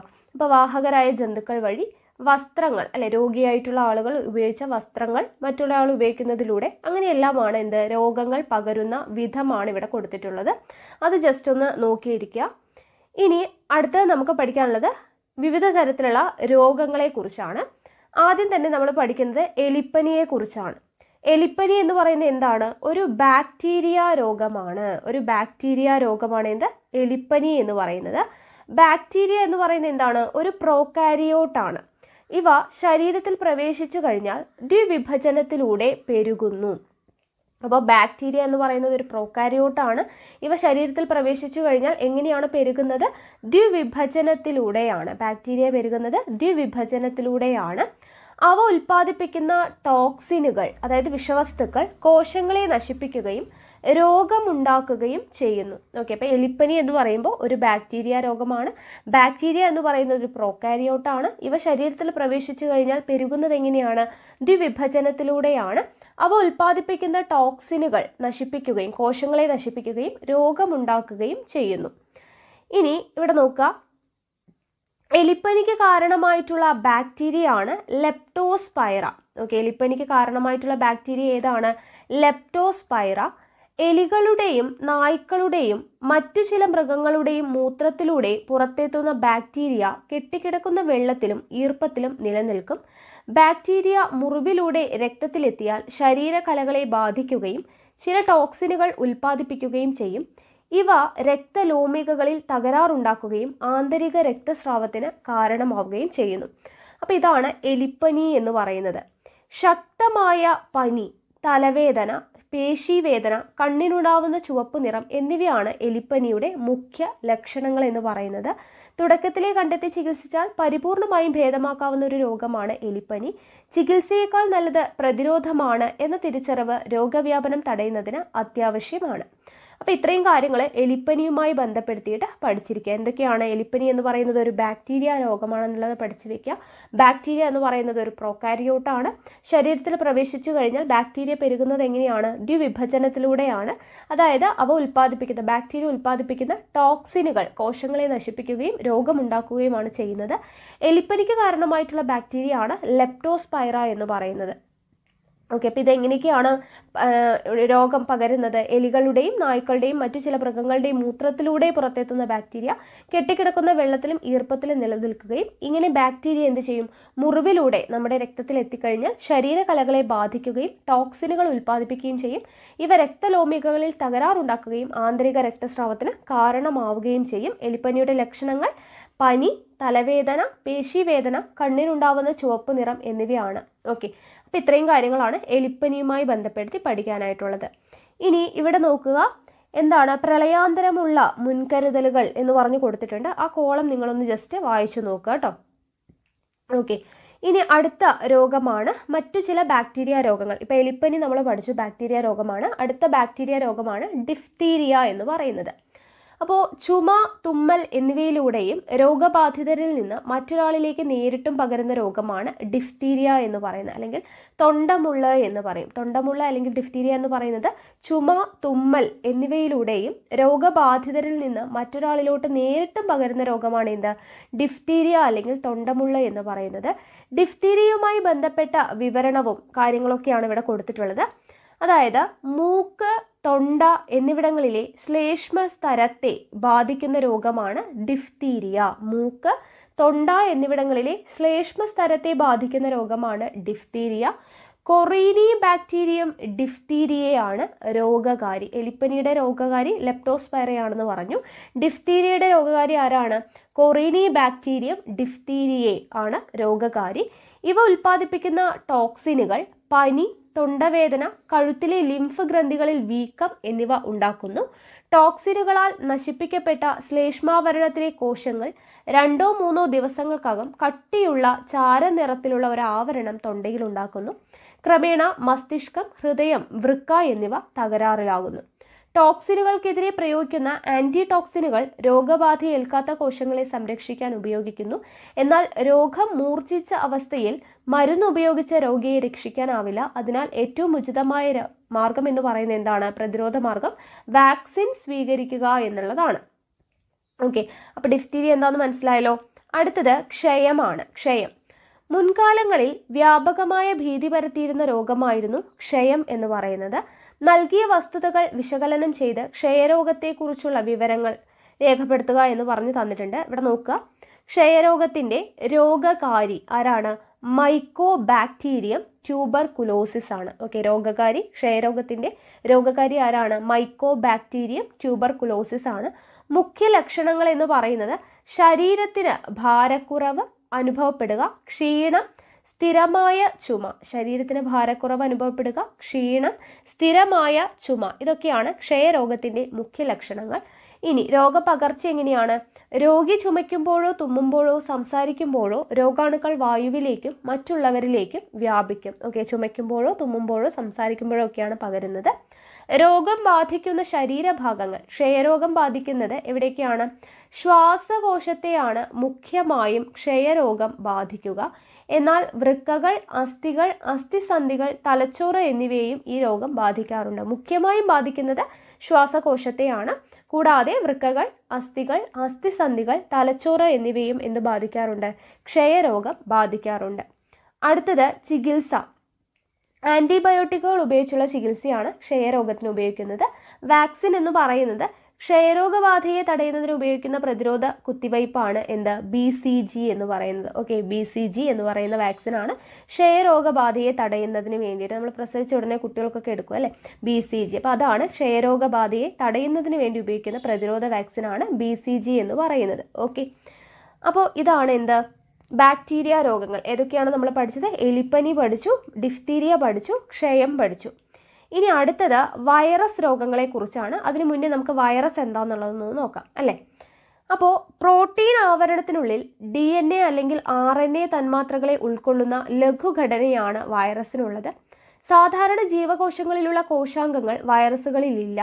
ആതിഥേയ കോശങ്ങളുടെ ജനിതക സംവിധാനത്തെ ഉപയോഗപ്പെടുത്തിയാണ് വൈറസുകൾ പെരുകുന്നത്. ഓക്കെ, ആതിഥേയ കോശങ്ങളുടെ ജനിതക സംവിധാനത്തെ പ്രയോജനപ്പെടുത്തിയാണ് വൈറസുകൾ പെരുകുന്നത്. മനുഷ്യരെ മാത്രമല്ല സസ്യങ്ങളെയും മറ്റു ജന്തുക്കളെയും ബാക്ടീരിയ പോലുള്ള സൂക്ഷ്മജീവികളെയും വൈറസുകൾ ബാധിക്കാറുണ്ട്. ഓക്കെ, ഇനി നമുക്ക് വൈറസ് രോഗങ്ങളെ കുറിച്ചാണ് നമുക്കിനി പഠിക്കാനായിട്ടുള്ളത്. അപ്പോൾ ഇവിടെ ആദ്യം തന്നെ നിപ്പ വൈറസിൻ്റെ കാര്യമാണ് കൊടുത്തിട്ടുള്ളത്. ഓക്കെ, നിപ്പ വൈറസും രോഗപകർച്ചയും എന്ന് പറഞ്ഞിട്ട് തന്നിട്ടുണ്ട്. അപ്പോൾ നിപ്പ വൈറസ് എങ്ങനെയൊക്കെയാണ് പകരുന്നത് നോക്കുക. വവ്വാലിൻ്റെ ഉമിനീര്, മൂത്രം, പന്നികൾ വഴി അല്ലേ. നിപ്പ വൈറസുകൾ ഫ്രൂട്ട്സ്, വവ്വാലുകൾ ഭക്ഷിച്ച പഴങ്ങളുടെ അവശിഷ്ടങ്ങൾ കഴിക്കുന്നതിലൂടെ വവ്വാലിൻ്റെ ഉമിനീര്, മൂത്രം, ഇങ്ങനെയാണ് ഇത് നിപ്പ പകരുന്നത് എന്നുള്ളത് നോക്കുക. ദെൻ അടുത്തത് എയ്ഡ്സ് വൈറസ് മൂലമുണ്ടാകുന്ന മറ്റൊരു രോഗമാണ് എയ്ഡ്സ് എന്ന് പറയുന്നത് നോക്കുക. ലോകത്തെ ഭീതിയിലാഴ്ത്തിയ രോഗമാണ് എയ്ഡ്സ്.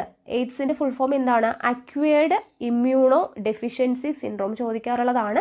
എയ്ഡ്സിൻ്റെ full form acquired immunodeficiency syndrome. ശരീരത്തിന് രോഗപ്രതിരോധ ശേഷി നൽകുന്ന ലിംഫോസൈറ്റുകളുടെ ജനിതക സംവിധാനം ഉപയോഗിച്ച് എയ്ഡ്സിന് കാരണമായിട്ടുള്ള വൈറസ് എന്ന് പറയുന്നത് HIV. ഓക്കെ, HIV ആണ് വൈറസ്. എന്താണ്? എയ്ഡ്സിന് കാരണമായിട്ടുള്ള വൈറസാണ് HIV, human immunodeficiency virus പെരുകുന്നു. തന്മൂലം ലിംഫോസൈറ്റുകളുടെ എണ്ണം ഗണ്യമായി കുറഞ്ഞ് ശരീരത്തിൻ്റെ രോഗപ്രതിരോധ ശേഷി തകരാറിലാകുന്നു. ഈ സന്ദർഭത്തിൽ ശരീരത്തെ ബാധിക്കുന്ന വിവിധ രോഗാണുക്കളാണ് എയ്ഡ്സ് എന്ന അവസ്ഥയ്ക്ക് മാരകമാകുന്നത്. അപ്പോൾ എയ്ഡ്സ് ഓർത്തിരിക്കുക, നിപ്പ വൈറസ് മൂലം ഉണ്ടാകുന്നത് നിപ്പ. ഇനി അടുത്തത് എയ്ഡ്സ് പകരുന്നത് എങ്ങനെയൊക്കെയാണ്? പകരുന്ന വിധമാണ് കൊടുത്തിരിക്കുന്നത്. ഒന്ന്, HIV ബാധിതരുമായിട്ടുള്ള ലൈംഗിക ബന്ധത്തിലൂടെ പകരാം? എയ്ഡ്സ് പകരാം.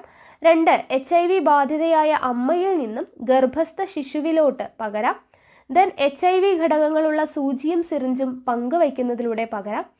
HIV അടങ്ങിയ രക്തവും അവയവങ്ങളും സ്വീകരിക്കുന്നതിലൂടെ എയ്ഡ്സ് പകരാം. അപ്പോൾ എയ്ഡ്സ് പകരുന്ന ഈ 4 ഏതൊക്കെ രീതിയിലാണ് പകരുന്നത് എന്നുള്ളത് ഇമ്പോർട്ടൻ്റ് ആണ്, അത് പഠിച്ചു വെക്കുക. ഓക്കെ, ഇനി എങ്ങനെയൊക്കെ എയ്ഡ്സ് പകരില്ല എന്നതുകൂടെ നമ്മൾ അറിഞ്ഞിരിക്കണം. അതായത് നമ്മളിപ്പോൾ എയ്ഡ്സ് രോഗമുള്ള ഒരാളെ സ്പർശിച്ചതുകൊണ്ടോ അല്ലെങ്കിൽ ഹസ്തദാനം ചെയ്തതുകൊണ്ടോ അവർ നമ്മുടെ അടുത്തിരുന്ന് ചുമയോ തുമ്മലോ എന്തെങ്കിലും ചെയ്തത് കൊണ്ടോ ഒന്നും എന്ത് പകരില്ല, എയ്ഡ്സ് പകരില്ല. ഓക്കെ, അപ്പോൾ സ്പർശനം, ഹസ്തദാനം, ചുമ, തുമ്മൽ എന്നിവയിലൂടെയൊന്നും എയ്ഡ്സ് പകരില്ല. അതുപോലെ കൊതുക്, ഈച്ച തുടങ്ങിയ പ്രാണികളിലൂടെ പകരില്ല. ഒരുമിച്ച് താമസിക്കുക, ആഹാരം പങ്കിടുക എന്നിവയിലൂടെയും എന്ത് പകരില്ല, എയ്ഡ്സ് പകരില്ല. ഒരേ ശൗചാലയം ഉപയോഗിച്ചതിലൂടെ പകരില്ല. ഒരേ കുളത്തിൽ കുളിക്കുന്നതിലൂടെ പകരില്ല. അപ്പോൾ എയ്ഡ്സ് രോഗം പകരാനുള്ള ചാൻസ് എന്ന് പറയുന്നത് ഈ 4 വഴിയിലൂടെയാണ്. അപ്പോൾ അത് അറിഞ്ഞിരിക്കുക. ഓക്കെ, ഇനി അടുത്തതാണ് ഹെപ്പറ്റൈറ്റിസ് എന്ന് പറയുന്നത്. ഓക്കെ, അപ്പോൾ വൈറസ് മൂലമുണ്ടാകുന്ന രോഗങ്ങളാണ് പഠിച്ചുകൊണ്ടിരിക്കുന്നത്. നിപ്പ പറഞ്ഞു, ദെൻ എയ്ഡ്സ് പറഞ്ഞു.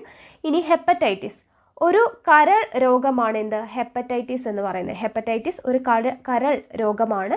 വൈറസുകൾ മൂലവും ഹെപ്പറ്റൈറ്റിസ് രോഗം ഉണ്ടാവുന്നുണ്ട്. വൈറസുകൾ മൂലവും ഹെപ്പറ്റൈറ്റിസ് രോഗം ഉണ്ടാവുന്നുണ്ട്. കരളിനുണ്ടാവുന്ന വീക്കമാണ് ഇതിൻ്റെ പ്രധാന ലക്ഷണം. ഓക്കെ, ഹെപ്പറ്റൈറ്റിസിൻ്റെ പ്രധാനപ്പെട്ട ലക്ഷണം എന്താണ്? കരളിനുണ്ടാവുന്ന വീക്കമാണ്. കരൾ ഉൽപ്പാദിപ്പിക്കുന്ന പിത്തരസത്തിൻ്റെ പ്രവാഹം തടയപ്പെടുന്നത് വഴി പിത്തരസത്തിലെ ബിലിറൂബിൻ എന്ന വർണ്ണവസ്തുവിൻ്റെ അളവ് രക്തത്തിൽ കൂടും. ഓക്കെ, കരൾ ഉൽപ്പാദിപ്പിക്കുന്ന പിത്തരസത്തിൻ്റെ പ്രവാഹം തടയുന്നത് വഴി പിത്തരസത്തിലെ എന്ത് കൂടും?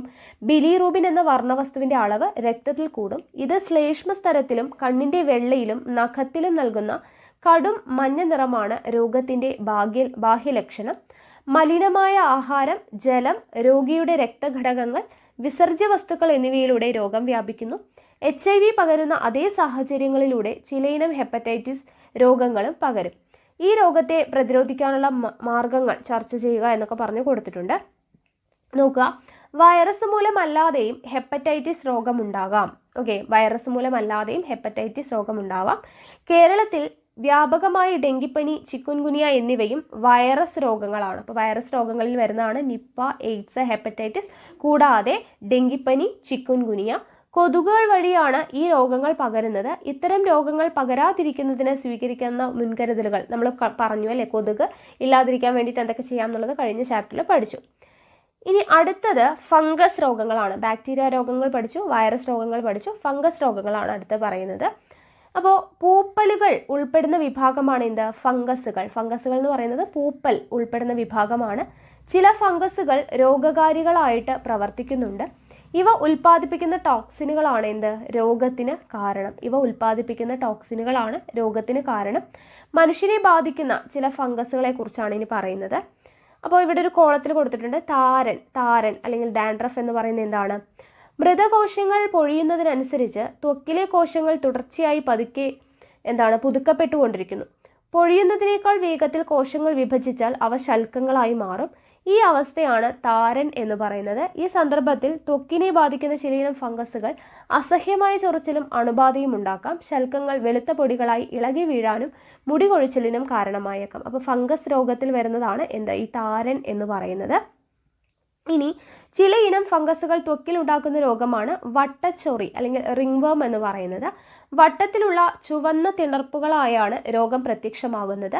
സ്പർശനത്തിലൂടെയും സമ്പർക്കത്തിലൂടെയുമാണ് ഈ രോഗം പകരുന്നത്. കാൽവിരലുകൾക്കിടയിലും പാദങ്ങളിലും ഫംഗസുകൾ ഉണ്ടാക്കുന്ന രോഗമാണ് അത്ലറ്റ്സ് ഫൂട്ട് എന്ന് പറയുന്നത്. ഓക്കെ, കാൽവിരലുകൾക്കിടയിലും പാദങ്ങളിലും ഫംഗസ് ഉണ്ടാക്കുന്ന രോഗമാണ് അത്ലറ്റ്സ് ഫൂട്ട്. ചൊറിച്ചിലുണ്ടാക്കുന്ന ചുവന്ന ശൽക്കങ്ങൾ പ്രത്യക്ഷപ്പെടുന്നതാണ് മുഖ്യ രോഗലക്ഷണം എന്ന് പറയുന്നത്. മലിനജലവും മണ്ണുമായുള്ള സമ്പർക്കം വഴി കാൽവിരലുകൾക്കിടയിലൂടെയാണ് രോഗാണുക്കൾ പ്രവേശിക്കുന്നത്. ഓക്കെ, അപ്പോൾ ഫംഗസ് രോഗങ്ങൾ താരൻ, പിന്നെന്താണ് വട്ടച്ചൊറി, അത്ലറ്റ്സ് ഫൂട്ട്, ഇത്രയും കിട്ടിയല്ലോ. ഇനി അടുത്തത് പ്രോട്ടോസോവ രോഗങ്ങളാണ്. ഏകകോശ യൂക്കാരിയോട്ടുകളാണ് പ്രോട്ടോസോവകൾ. ഓക്കെ, പ്രോട്ടോസോവകൾ എന്ന് പറയുന്നത് ഏകകോശ യൂക്കാരിയോട്ടുകളാണ്. പ്രോട്ടോസോവ മൂലമുണ്ടാകുന്ന രോഗത്തിന് ഉദാഹരണമാണ് മലമ്പനി. ഓക്കെ, മലമ്പനി എന്ന് പറയുന്നത് പ്രോട്ടോസോവ മൂലമുണ്ടാകുന്ന രോഗത്തിന് ഉദാഹരണമാണ്. ഇനി ഇവിടെ നോക്കുക, മലമ്പനി രോഗബാധ എങ്ങനെയാണ് ഉണ്ടാവുന്നത് എന്ന് കൊടുത്തിട്ടുണ്ട്. രോഗകാരി, മലമ്പനിയുടെ രോഗകാരി ആരാണ്? പ്ലാസ്മോഡിയം. വാഹകർ ആരൊക്കെയാണ്? അനോഫലിസ് പെൺകൊതുകുകളാണ്. ആതിഥേയ ജീവി എന്ന് പറയുന്നത് മനുഷ്യനാണ്. ഓക്കെ, ഇപ്പം മലമ്പനിയുടെ രോഗകാരി പ്ലാസ്മോഡിയം, വാഹകർ അനോഫലിസ് പെൺകൊതുക്, ആതിഥേയ ജീവി മനുഷ്യൻ. വിറയലോടുകൂടിയ പനി, അമിത വിയർപ്പ് എന്നിവയാണ് മലമ്പനിയുടെ മുഖ്യ ലക്ഷണങ്ങൾ. അനുബന്ധമായി തലവേദന, ഛർദി, വയറിളക്കം, വിളർച്ച എന്നിവയും ഉണ്ടാകാം. ഓക്കെ, അപ്പോൾ മലമ്പനി ഒരു പ്രോട്ടോസോവ രോഗമാണെന്നുള്ളത് പഠിച്ചു വെക്കുക. ഇനി വിരകളും രോഗകാരികൾ. വിരകൾ മൂലമുണ്ടാകുന്ന രോഗങ്ങളാണ് പറയുന്നത്.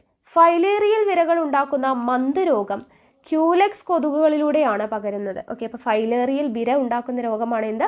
മന്തുരോഗം എന്ന് പറയുന്നത്. ഇത് പകർത്തുന്ന ആരാണ്? ക്യൂലെക്സ് കൊതുകുകളാണ് മന്തുരോഗം പകർത്തുന്നത്. ലിംഫ് വാഹികളിൽ വിര തങ്ങി നിൽക്കുന്നതിനാൽ ലിംഫിന്റെ പ്രവാഹം തടയപ്പെടുന്നു. മലിനമാകുന്ന പരിസരം രോഗകാരികളുടെ പെരുകൽ കേന്ദ്രമാണ്.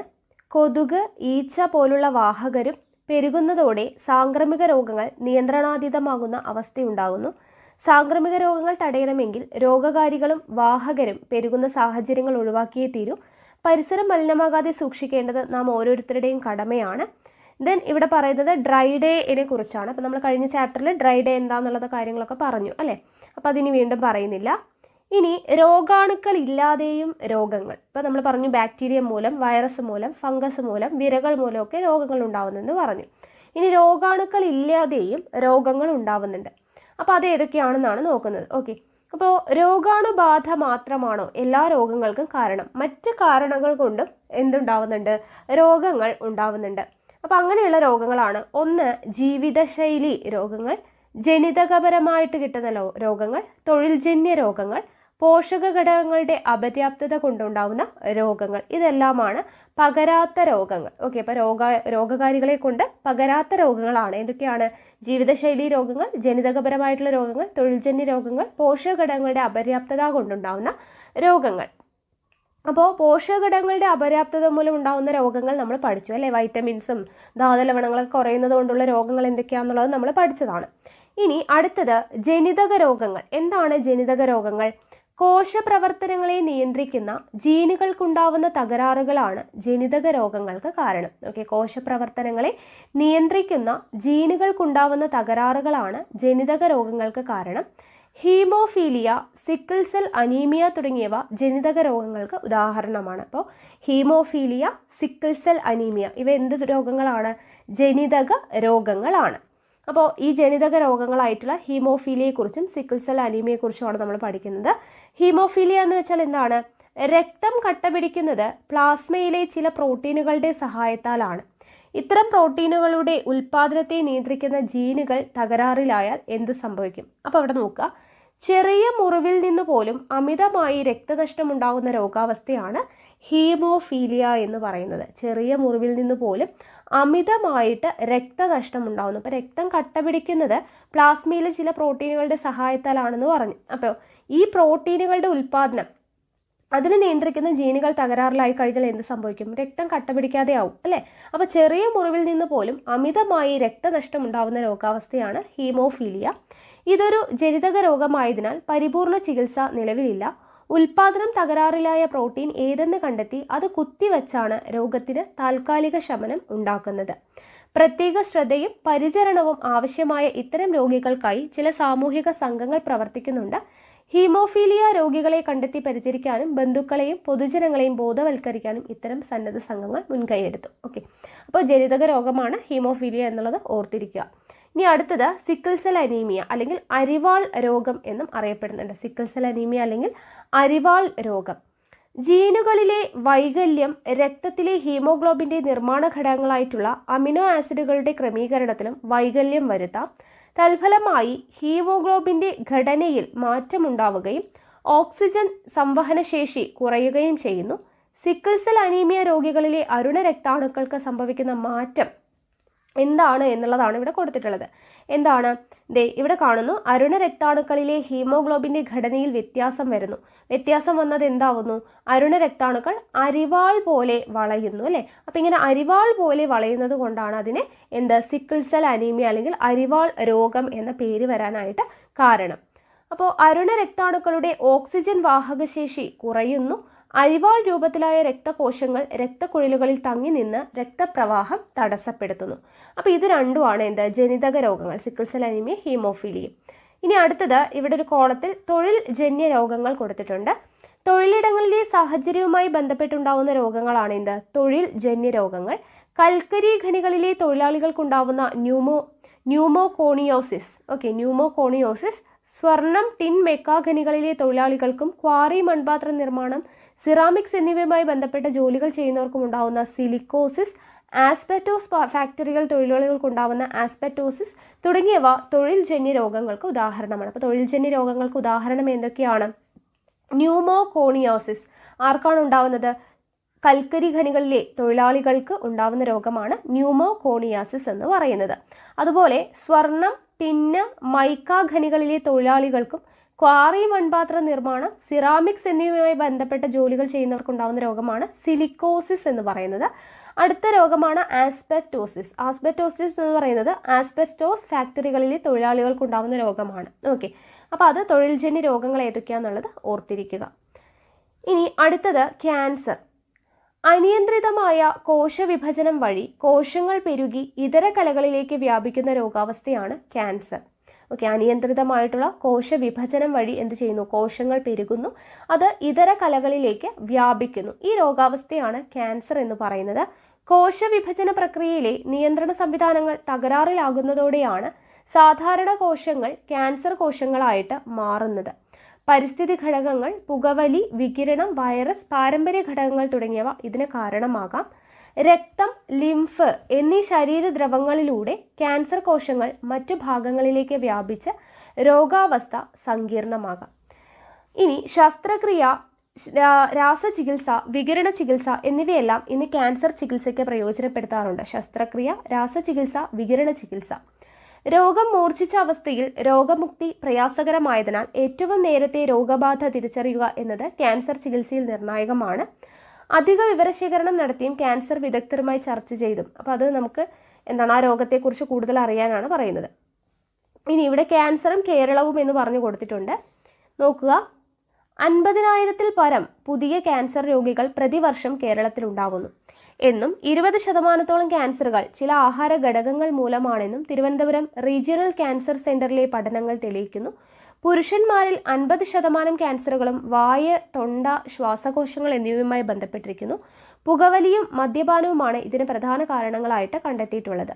രോഗികളുടെ നിരക്ക് കൂടുന്നുണ്ടെങ്കിലും രോഗമുക്തി നേടുന്നവരുടെ എണ്ണവും കൂടി വരുന്നുണ്ട്. ക്യാൻസർ ജനിതക രോഗമാണ് എങ്കിലും പാരമ്പര്യ രോഗമായിട്ട് പരിഗണിക്കുന്നില്ല. ക്യാൻസർ എന്ന് പറയുന്നത് എന്താണ്? ഒരു ജനിതക രോഗമാണ്. ഓക്കെ, അടുത്തത് ജീവിതശൈലി രോഗങ്ങളാണ്. ഇപ്പം ജനിതക രോഗം പറഞ്ഞു, തൊഴിൽജന്യ രോഗം പറഞ്ഞു, ജീവിതശൈലി രോഗങ്ങളാണ് പറയുന്നത്. അനാരോഗ്യകരമായിട്ടുള്ള ജീവിത രീതി ക്ഷണിച്ചു വരുത്തുന്ന രോഗങ്ങളാണ് ജീവിതശൈലി രോഗങ്ങൾ. അതായത് നമ്മുടെ ഭക്ഷണശീലത്തിൽ വരുന്ന മാറ്റങ്ങൾ, വ്യായാമമില്ലായ്മ, മാനസിക സംഘർഷം, മദ്യപാനം, പുകവലി, മയക്കുമരുന്ന് ഉപയോഗം ഇതെല്ലാം കൊണ്ടുണ്ടാവുന്ന രോഗങ്ങളാണ് ജീവിതശൈലി രോഗങ്ങൾ.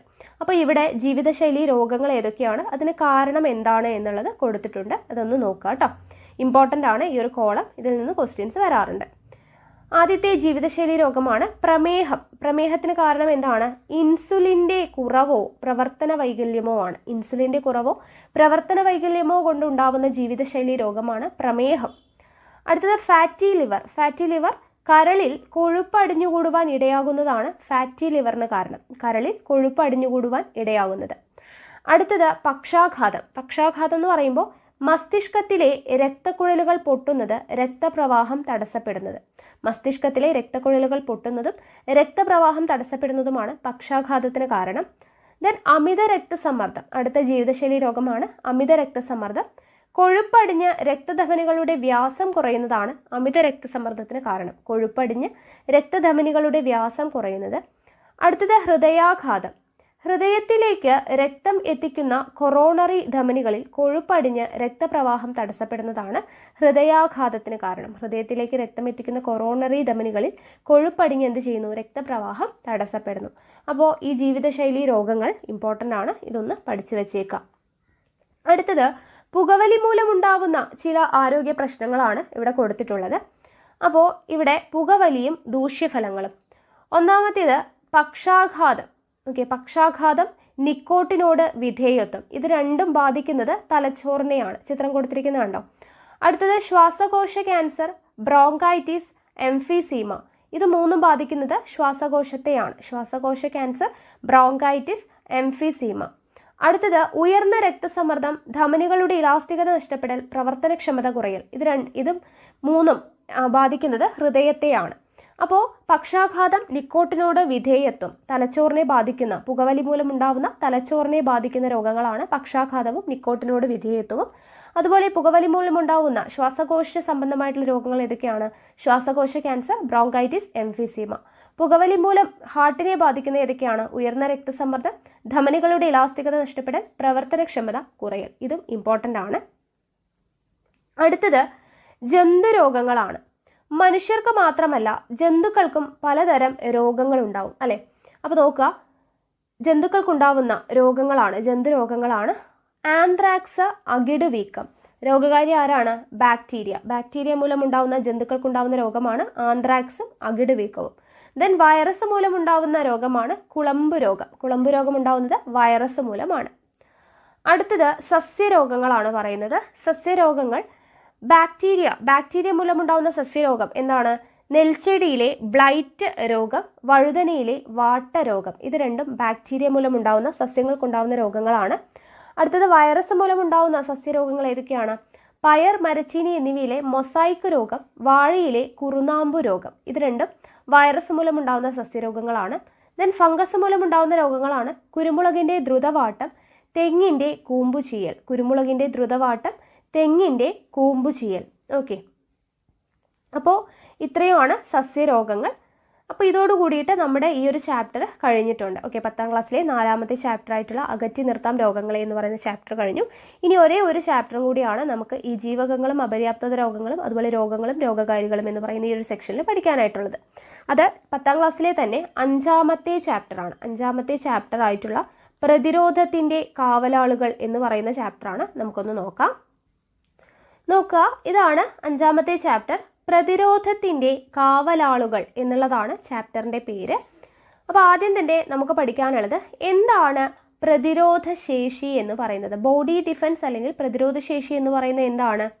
രോഗാണു പ്രവേശനം തടയാനും ശരീരത്തിനകത്ത് പ്രവേശിച്ച രോഗാണുക്കളെ നശിപ്പിക്കുവാനുമുള്ള ശരീരത്തിൻ്റെ കഴിവാണ് പ്രതിരോധ ശേഷി എന്ന് പറയുന്നത്. രോഗാണു പ്രവേശനം തടയാനും ശരീരത്തിനകത്ത് പ്രവേശിച്ച രോഗാണുക്കളെ നശിപ്പിക്കുവാനുമുള്ള ശരീരത്തിൻ്റെ കഴിവിനെയാണ് പ്രതിരോധ ശേഷി എന്ന് പറയുന്നത്, ബോഡി ഡിഫൻസ് എന്ന് പറയുന്നത്.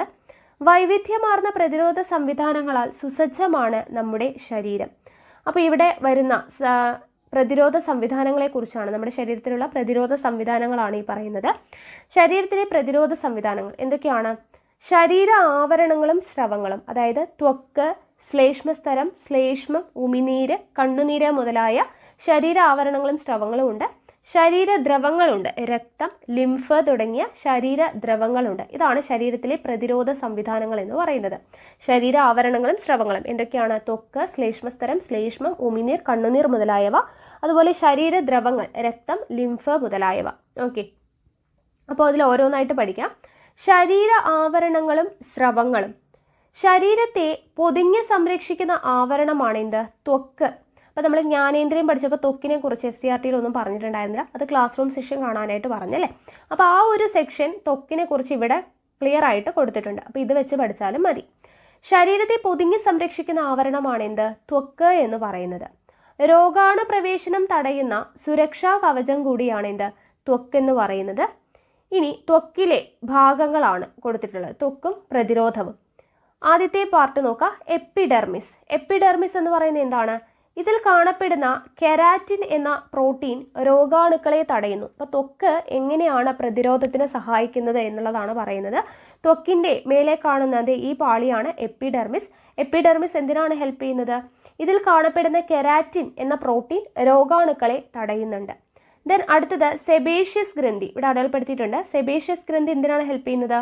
ഉൽപ്പാദിപ്പിക്കുന്ന സെബം, സെബേഷ്യസ് ഗ്രന്ഥി ഉൽപ്പാദിപ്പിക്കുന്ന സെബം ത്വക്കിനെ എണ്ണമയമുള്ളതും വെള്ളം പറ്റിപ്പിടിക്കാത്തതുമാക്കുന്നു. ഓക്കെ, നമ്മുടെ ത്വക്കിനെ എണ്ണമയമുള്ളതും വെള്ളം പറ്റിപ്പിടിപ്പിക്കാത്തതുമാക്കുന്നത് ആരാണ്? സെബേഷ് ഗ്രന്ഥി ഉൽപ്പാദിപ്പിക്കുന്ന സെബമാണ്. then അടുത്തത് സ്വേദഗ്രന്ഥി. സ്വേദഗ്രന്ഥി എന്ന് പറയുമ്പോൾ ഉൽപ്പാദിപ്പിക്കുന്ന വിയർപ്പിലെ അണുനാശിനികൾ രോഗാണുക്കളെ നശിപ്പിക്കുന്നു. അപ്പോൾ ഇങ്ങനെയാണ് ത്വക്ക് പ്രതിരോധ സംവിധാനത്തിൽ ഏർപ്പെടുന്നത്. എപ്പിഡെർമിസ് എന്ന് പറയുന്നത് അതിലടങ്ങിയിട്ടുള്ള കെരാറ്റിൻ പ്രോട്ടീൻ രോഗാണുക്കളെ തടയുന്നു. സെബേഷ്യസ് ഗ്രന്ഥി ഉൽപ്പാദിപ്പിക്കുന്ന സേബം ത്വക്കിനെ എണ്ണമയമുള്ളതും വെള്ളം പറ്റിപ്പിടിക്കാത്തതുമാക്കുന്നു.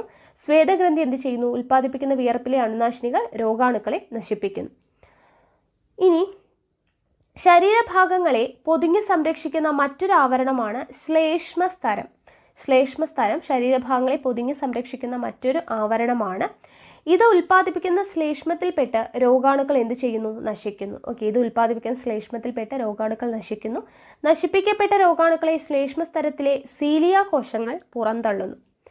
ശരീര ആവരണങ്ങൾ ഒട്ടേറെ ഉപകാരികളായിട്ടുള്ള ബാക്ടീരിയകളുടെ ആവാസ കേന്ദ്രം കൂടിയാണ്. ശരീര ആവരണങ്ങൾ എന്ന് പറയുന്നത് ഒട്ടേറെ ഉപകാരികളായിട്ടുള്ള ബാക്ടീരിയകളുടെ ആവാസ കേന്ദ്രം കൂടിയാണ്.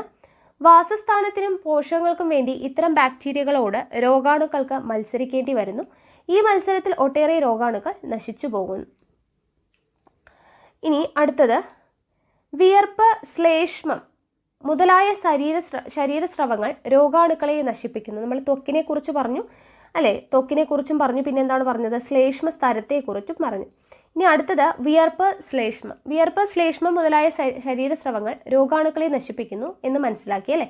മറ്റേതെല്ലാം സ്രവങ്ങളാണ് രോഗാണുക്കളെ പ്രതിരോധിക്കാൻ സഹായിക്കുന്നത് എന്നുള്ള കാര്യങ്ങളാണ് ഇവിടെ കൊടുത്തിട്ടുള്ളത്. നോക്കുക, ശരീരസ്രവങ്ങളും പ്രതിരോധവും.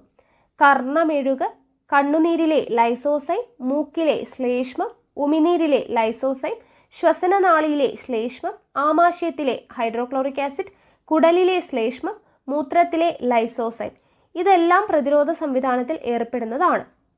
ഓക്കെ, ഇനി അടുത്തത് ശരീരദ്രവങ്ങളും പ്രതിരോധവും. ശരീരദ്രവങ്ങളായ രക്തവും ലിംഫും രോഗപ്രതിരോധത്തിൽ മുഖ്യ പങ്ക് വഹിക്കുന്നു. ശരീരദ്രവങ്ങളായിട്ടുള്ള രക്തവും ലിംഫും എന്തിൽ പങ്കുവഹിക്കുന്നുണ്ട്? രോഗപ്രതിരോധത്തിൽ മുഖ്യ പങ്ക് വഹിക്കുന്നുണ്ട്. രോഗാണുക്കളുടെ ശരീരത്തിലേക്കുള്ള പ്രവേശനം നിയന്ത്രിക്കുക, അവയെയും അവ ഉൽപ്പാദിപ്പിക്കുന്ന വിഷവസ്തുക്കളെയും നിർവീര്യമാക്കുക, പെരുകൽ തടയുക തുടങ്ങിയ വ്യത്യസ്ത പ്രതിരോധ തന്ത്രങ്ങളാണ് ശരീരദ്രവങ്ങൾ സ്വീകരിക്കുന്നത്. രക്തം പ്രതിരോധ വ്യവസ്ഥയുടെ ഭാഗമായി പ്രവർത്തിക്കുന്നത് എങ്ങനെയാണെന്നാണ് അടുത്തത് നോക്കുന്നത്. ഓക്കെ, രക്തവും പ്രതിരോധവും.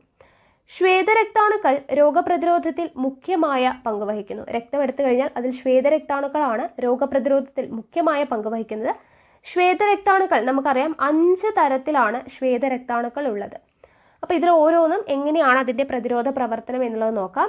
ആദ്യത്തേത് ന്യൂട്രോഫിൽ. ന്യൂട്രോഫിൽ എങ്ങനെയാണ് പ്രതിരോധ പ്രവർത്തനത്തിൽ ഏർപ്പെടുന്നത്?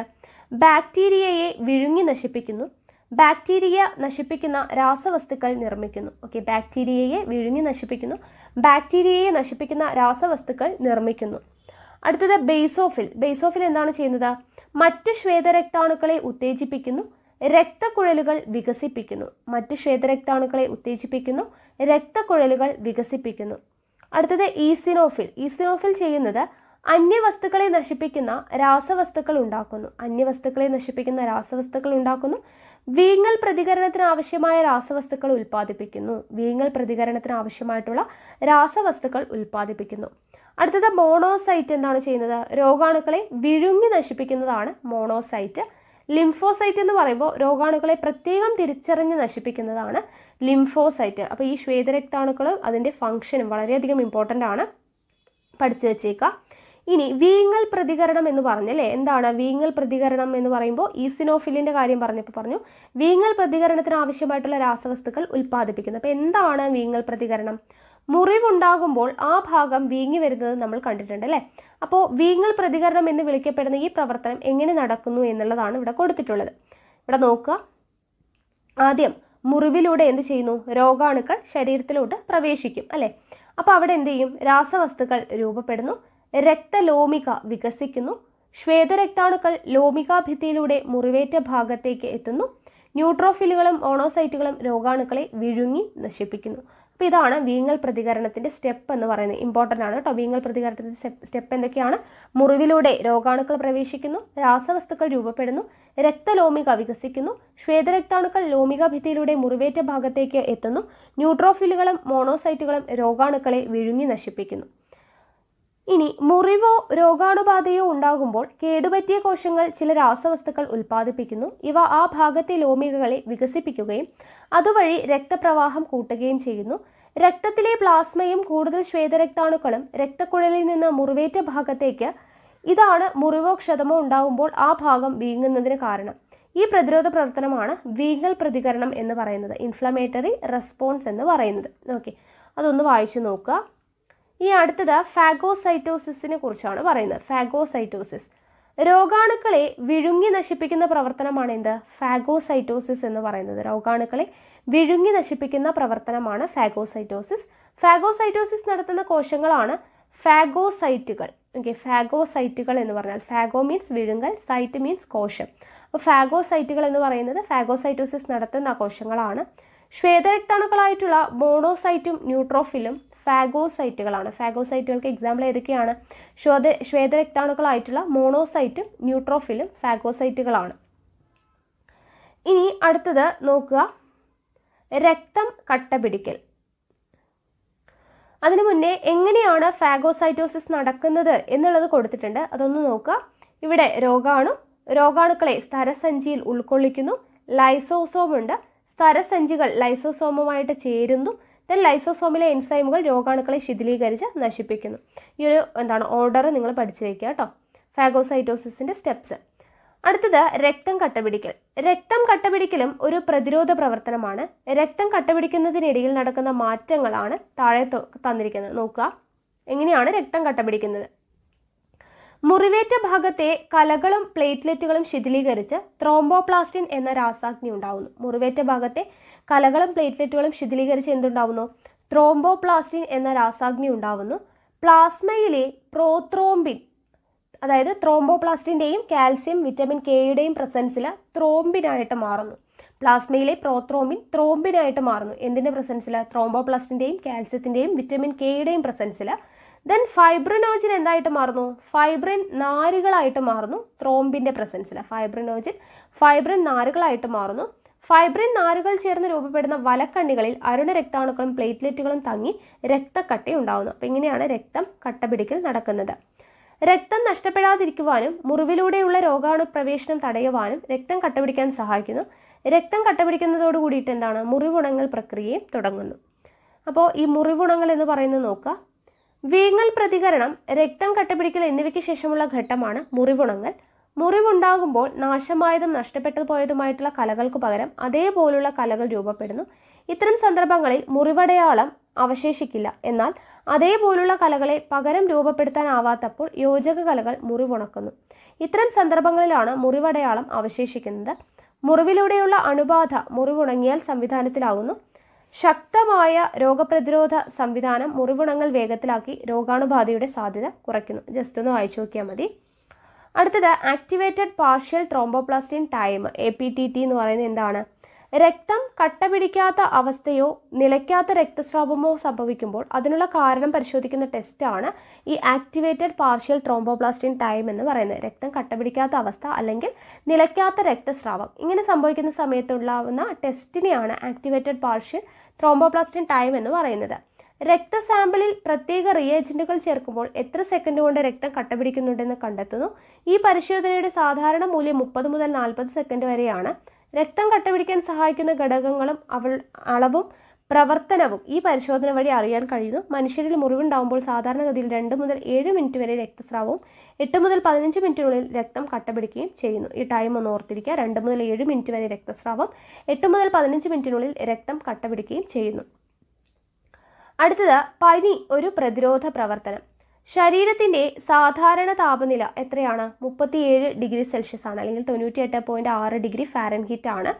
ശരീര താപനില സാധാരണ നിലയിലും ഉയർന്ന അവസ്ഥയാണ് എന്ത്? പനി. ഇതൊരു രോഗമാണോ എന്നുള്ളതാണ് അടുത്തത് പറയുന്നത്. അപ്പോൾ എങ്ങനെയാണ് പനി വരുന്നത് നോക്കുക. രോഗാണുക്കൾ ശരീരത്തിൽ പ്രവേശിക്കുന്നു. രോഗാണുക്കൾ ഉൽപ്പാദിപ്പിക്കുന്ന വിഷവസ്തുക്കളുടെ സാന്നിധ്യം ശ്വേതരക്താണുക്കളുടെ ഉത്തേജനത്തിന് കാരണമാകുന്നു. ഓക്കെ, ശ്വേതരക്താണുക്കളെ ഉത്തേജിപ്പിക്കുന്നു. ശ്വേതരക്താണുക്കൾ ഉൽപ്പാദിപ്പിക്കുന്ന രാസവസ്തുക്കൾ ശരീര താപനില ഉയരാൻ കാരണമാകുന്നു. ശരീര താപനില ഉയരുന്നത് രോഗാണുക്കൾ പെരുകൽ നിരക്ക് കുറയ്ക്കുന്നു. ഫാഗോസൈറ്റോസിസിന്റെ ഫലപ്രാപ്തി കൂട്ടുന്നു. അപ്പോൾ രോഗാണുക്കൾ പെരുകുന്ന നിരക്ക് കുറയ്ക്കാനായിട്ട് എന്ത് ഹെൽപ്പ് ചെയ്യുന്നുണ്ട്? ഈ പനി വരുന്നത് ഹെൽപ്പ് ചെയ്യുന്നുണ്ട്. അപ്പോൾ പനി എന്ന് പറയുന്നത് എന്താണ്? ശരീരത്തിൻ്റെ ഒരു പ്രതിരോധ പ്രവർത്തനമാണ്. പനി വരുമ്പോൾ മരുന്ന് കഴിക്കുന്നത് എന്തിനാണ് എന്നുള്ളതാണ് പറയുന്നത്. ഇനി രോഗാണുബാധ നിയന്ത്രണാതീതമാവുന്ന സാഹചര്യങ്ങളിൽ താപനില ക്രമാതീതമായി ഉയർന്നേക്കാം. അപ്പോൾ താൽക്കാലിക ആശ്വാസത്തിനായി താപനില കുറയ്ക്കാനുള്ള മരുന്നുകൾ കഴിക്കാമെങ്കിലും പനിയുടെ യഥാർത്ഥ കാരണം കണ്ടെത്തി ചികിത്സിക്കുകയാണ് വേണ്ടത്. ദീർഘസമയം താപനില ഉയർന്നു നിൽക്കുന്നത് മസ്തിഷ്കം ഉൾപ്പെടെയുള്ള ആന്തരാവയവങ്ങളെ ദോഷകരമായി ബാധിച്ചേക്കാം. അതിനാൽ പനി കൂടിയാൽ എത്രയും വേഗം വൈദ്യസഹായം ലഭ്യമാക്കേണ്ടതാണ്. അപ്പോൾ പനി എന്ന് പറയുന്ന ശരീരത്തിൻ്റെ ഒരു പ്രതിരോധ പ്രവർത്തനം തന്നെയാണ് എന്ന് കരുതി നമ്മൾ പനി ഉയർന്നുകൊണ്ടിരിക്കുമ്പോഴും ഹോസ്പിറ്റലിൽ പോകാതെ പ്രതിരോധ പ്രവർത്തനമാണ് എന്ന് പറഞ്ഞിരിക്കാൻ പാടില്ല. ഒരുപാട് പനി കൂടിക്കഴിഞ്ഞാൽ അത് മസ്തിഷ്കത്തെ ബാധിച്ചേക്കാം. ഇനി രോഗാണുക്കളുടെ സവിശേഷതകൾ പരിഗണിക്കാതെ എല്ലാ രോഗാണുക്കൾക്കെതിരെയും ഒരേ രീതിയിലുള്ള പ്രതിരോധം തീർക്കുന്നതാണ് പൊതുവായ പ്രതിരോധം, നോൺ സ്പെസിഫിക് ബോഡി ഡിഫൻസ് എന്ന് പറയുന്നത്. ഓക്കെ, രോഗാണുക്കളെ സവിശേഷതകളൊന്നും പരിഗണിക്കാതെ തന്നെ എല്ലാ രോഗാണുക്കളെതിരെയും ഒരേ രീതിയിൽ പ്രതിരോധം തീർക്കുന്നതിനെയാണ് നോൺ സ്പെസിഫിക് ബോഡി ഡിഫൻസ് എന്ന് പറയുന്നത്, പൊതുവായ പ്രതിരോധം. പ്രതിരോധം ഭേദിച്ച് ശരീരത്തിലെത്തുന്ന രോഗകാരികളെ പ്രത്യേകം തിരിച്ചറിയുകയും നശിപ്പിക്കുകയും ചെയ്യുന്നത് ലിംഫോസൈറ്റുകളാണ്. ഓക്കെ, രോഗകാരികളെ പ്രത്യേകം തിരിച്ചറിഞ്ഞ് നശിപ്പിക്കുന്നത് ആരാണ്? ലിംഫോസൈറ്റുകളാണ്.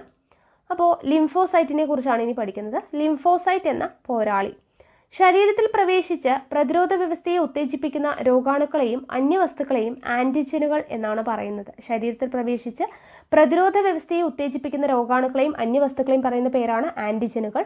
ഓരോ ആൻറ്റിജൻ്റെയും ഘടന തിരിച്ചറിഞ്ഞ് അവയെ പ്രത്യേകം നശിപ്പിക്കുന്ന പ്രതിരോധ സംവിധാനമാണ് പ്രത്യേക പ്രതിരോധം. ലിംഫോസൈറ്റുകൾ എന്ന ശ്വേതരക്താണുക്കളാണ് ഇത്തരത്തിൽ രോഗാണുക്കളെ നശിപ്പിക്കുന്നത്. ലിംഫോസൈറ്റുകൾ 2 തരത്തിലുണ്ട്, വളരെ ഇമ്പോർട്ടൻ്റ് ആണ്. 2 തരത്തിലാണ് ലിംഫോസൈറ്റുകൾ ഉള്ളത്. ഇവ അസ്ഥിമജ്ജയിൽ രൂപപ്പെടുന്നു. ഇവയിൽ അസ്ഥിമജ്ജയിൽ വെച്ച് പാകപ്പെടുന്നവയാണ് ബി ലിംഫോസൈറ്റുകൾ. അസ്ഥിമജ്ജയിൽ വെച്ച് പാകപ്പെടുന്നവയാണ് ബി ലിംഫോസൈറ്റ്. ബോൺ മാരോ എന്നുള്ളതാണ് ബി ഫോർ ബോൺ മാരോ. അപ്പോൾ ബി ലിംഫോസൈറ്റ് എന്ന് പറയുമ്പോൾ അസ്ഥിമജ്ജയിൽ വെച്ച് പാകപ്പെടുന്നു. ബാക്കിയുള്ളവ തൈമസ് ഗ്രന്ഥിയിൽ വെച്ച് പാകപ്പെടുന്നതുകൊണ്ട് ടി ലിംഫോസൈറ്റുകൾ എന്നറിയപ്പെടുന്നു. ഓക്കെ, ബി ലിംഫോസൈറ്റ് എന്ന് പറഞ്ഞാൽ അസ്ഥിമജ്ജയിൽ വെച്ച് പാകപ്പെടുന്നു. ടി ലിംഫോസൈറ്റ് എന്ന് പറയുമ്പോൾ തൈമസ് ഗ്രന്ഥിയിൽ വെച്ച് പാകപ്പെടുന്നു. ഇനി ഇതിൽ ബി ലിംഫോസൈറ്റ് എന്ന് പറയുമ്പോൾ ശരീരത്തിലെത്തുന്ന ആൻറ്റിജനുകൾക്കെതിരെ ഇവ ചില പ്രോട്ടീനുകൾ ഉൽപ്പാദിപ്പിക്കുന്നു. ഇവയാണ് ആൻറ്റിബോഡികൾ. 3 രീതിയിലാണ് ആൻറ്റിബോഡികൾ രോഗാണുക്കളെ നശിപ്പിക്കുന്നത്. എങ്ങനെയൊക്കെയാണ്? ബാക്ടീരിയയുടെ കോശസ്തരത്തെ ശിഥിലീകരിച്ച് അവയെ നശിപ്പിക്കുന്നു. ആൻറ്റിജനുകളുടെ വിഷാംശത്തെ നിർവീര്യമാക്കുന്നു. മറ്റു ശ്വേതരക്താണുക്കളെ ഉത്തേജിപ്പിച്ച് രോഗാണുക്കളെ നശിപ്പിക്കുന്നു. അപ്പോൾ ഇതാണ് ബി ലിംഫോസൈറ്റുകൾ ചെയ്യുന്നത്. അടുത്തത് ടി ലിംഫോസൈറ്റ് എന്ന് പറയുമ്പോൾ മറ്റ് പ്രതിരോധ കോശങ്ങളെ ഉത്തേജിപ്പിക്കുന്നു. വൈറസ് ബാധിച്ച കോശങ്ങളെ നശിപ്പിക്കുന്നു. ക്യാൻസർ കോശങ്ങളെ നശിപ്പിക്കുന്നു. അപ്പോൾ ക്യാൻസർ കോശങ്ങളെ നശിപ്പിക്കുന്ന ലിംഫോസൈറ്റ് ഏതാണ്?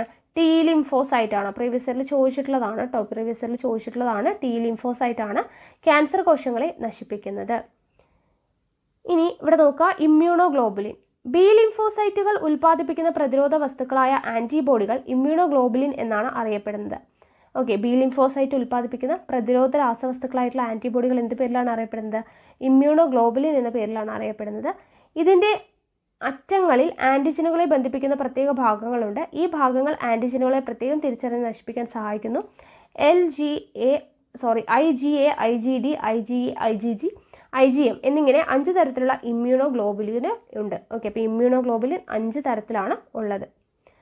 അടുത്തത് ലിംഫും പ്രതിരോധവും. ലിംഫ് എന്താണെന്നുള്ളത് നമ്മൾ പഠിച്ചതാണ് അല്ലേ. അപ്പോൾ രക്തത്തിൽ നിന്ന് രൂപപ്പെടുകയും രക്തത്തിലേക്ക് പുനരാഗിരണം ചെയ്യപ്പെടുകയും ചെയ്യുന്നതുമായിട്ടുള്ള ലിംഫ് രോഗപ്രതിരോധ പ്രവർത്തനത്തിൽ രക്തത്തെ പോലെ തന്നെ പ്രാധാന്യം അർഹിക്കുന്നു. രക്തത്തിൽ നിന്ന് രൂപപ്പെടുകയും രക്തത്തിലേക്ക് പുനരാഗിരണം ചെയ്യപ്പെടുന്നതുമായിട്ടുള്ള ലിംഫ് രോഗപ്രതിരോധ പ്രവർത്തനങ്ങൾ എങ്ങനെയാണ്?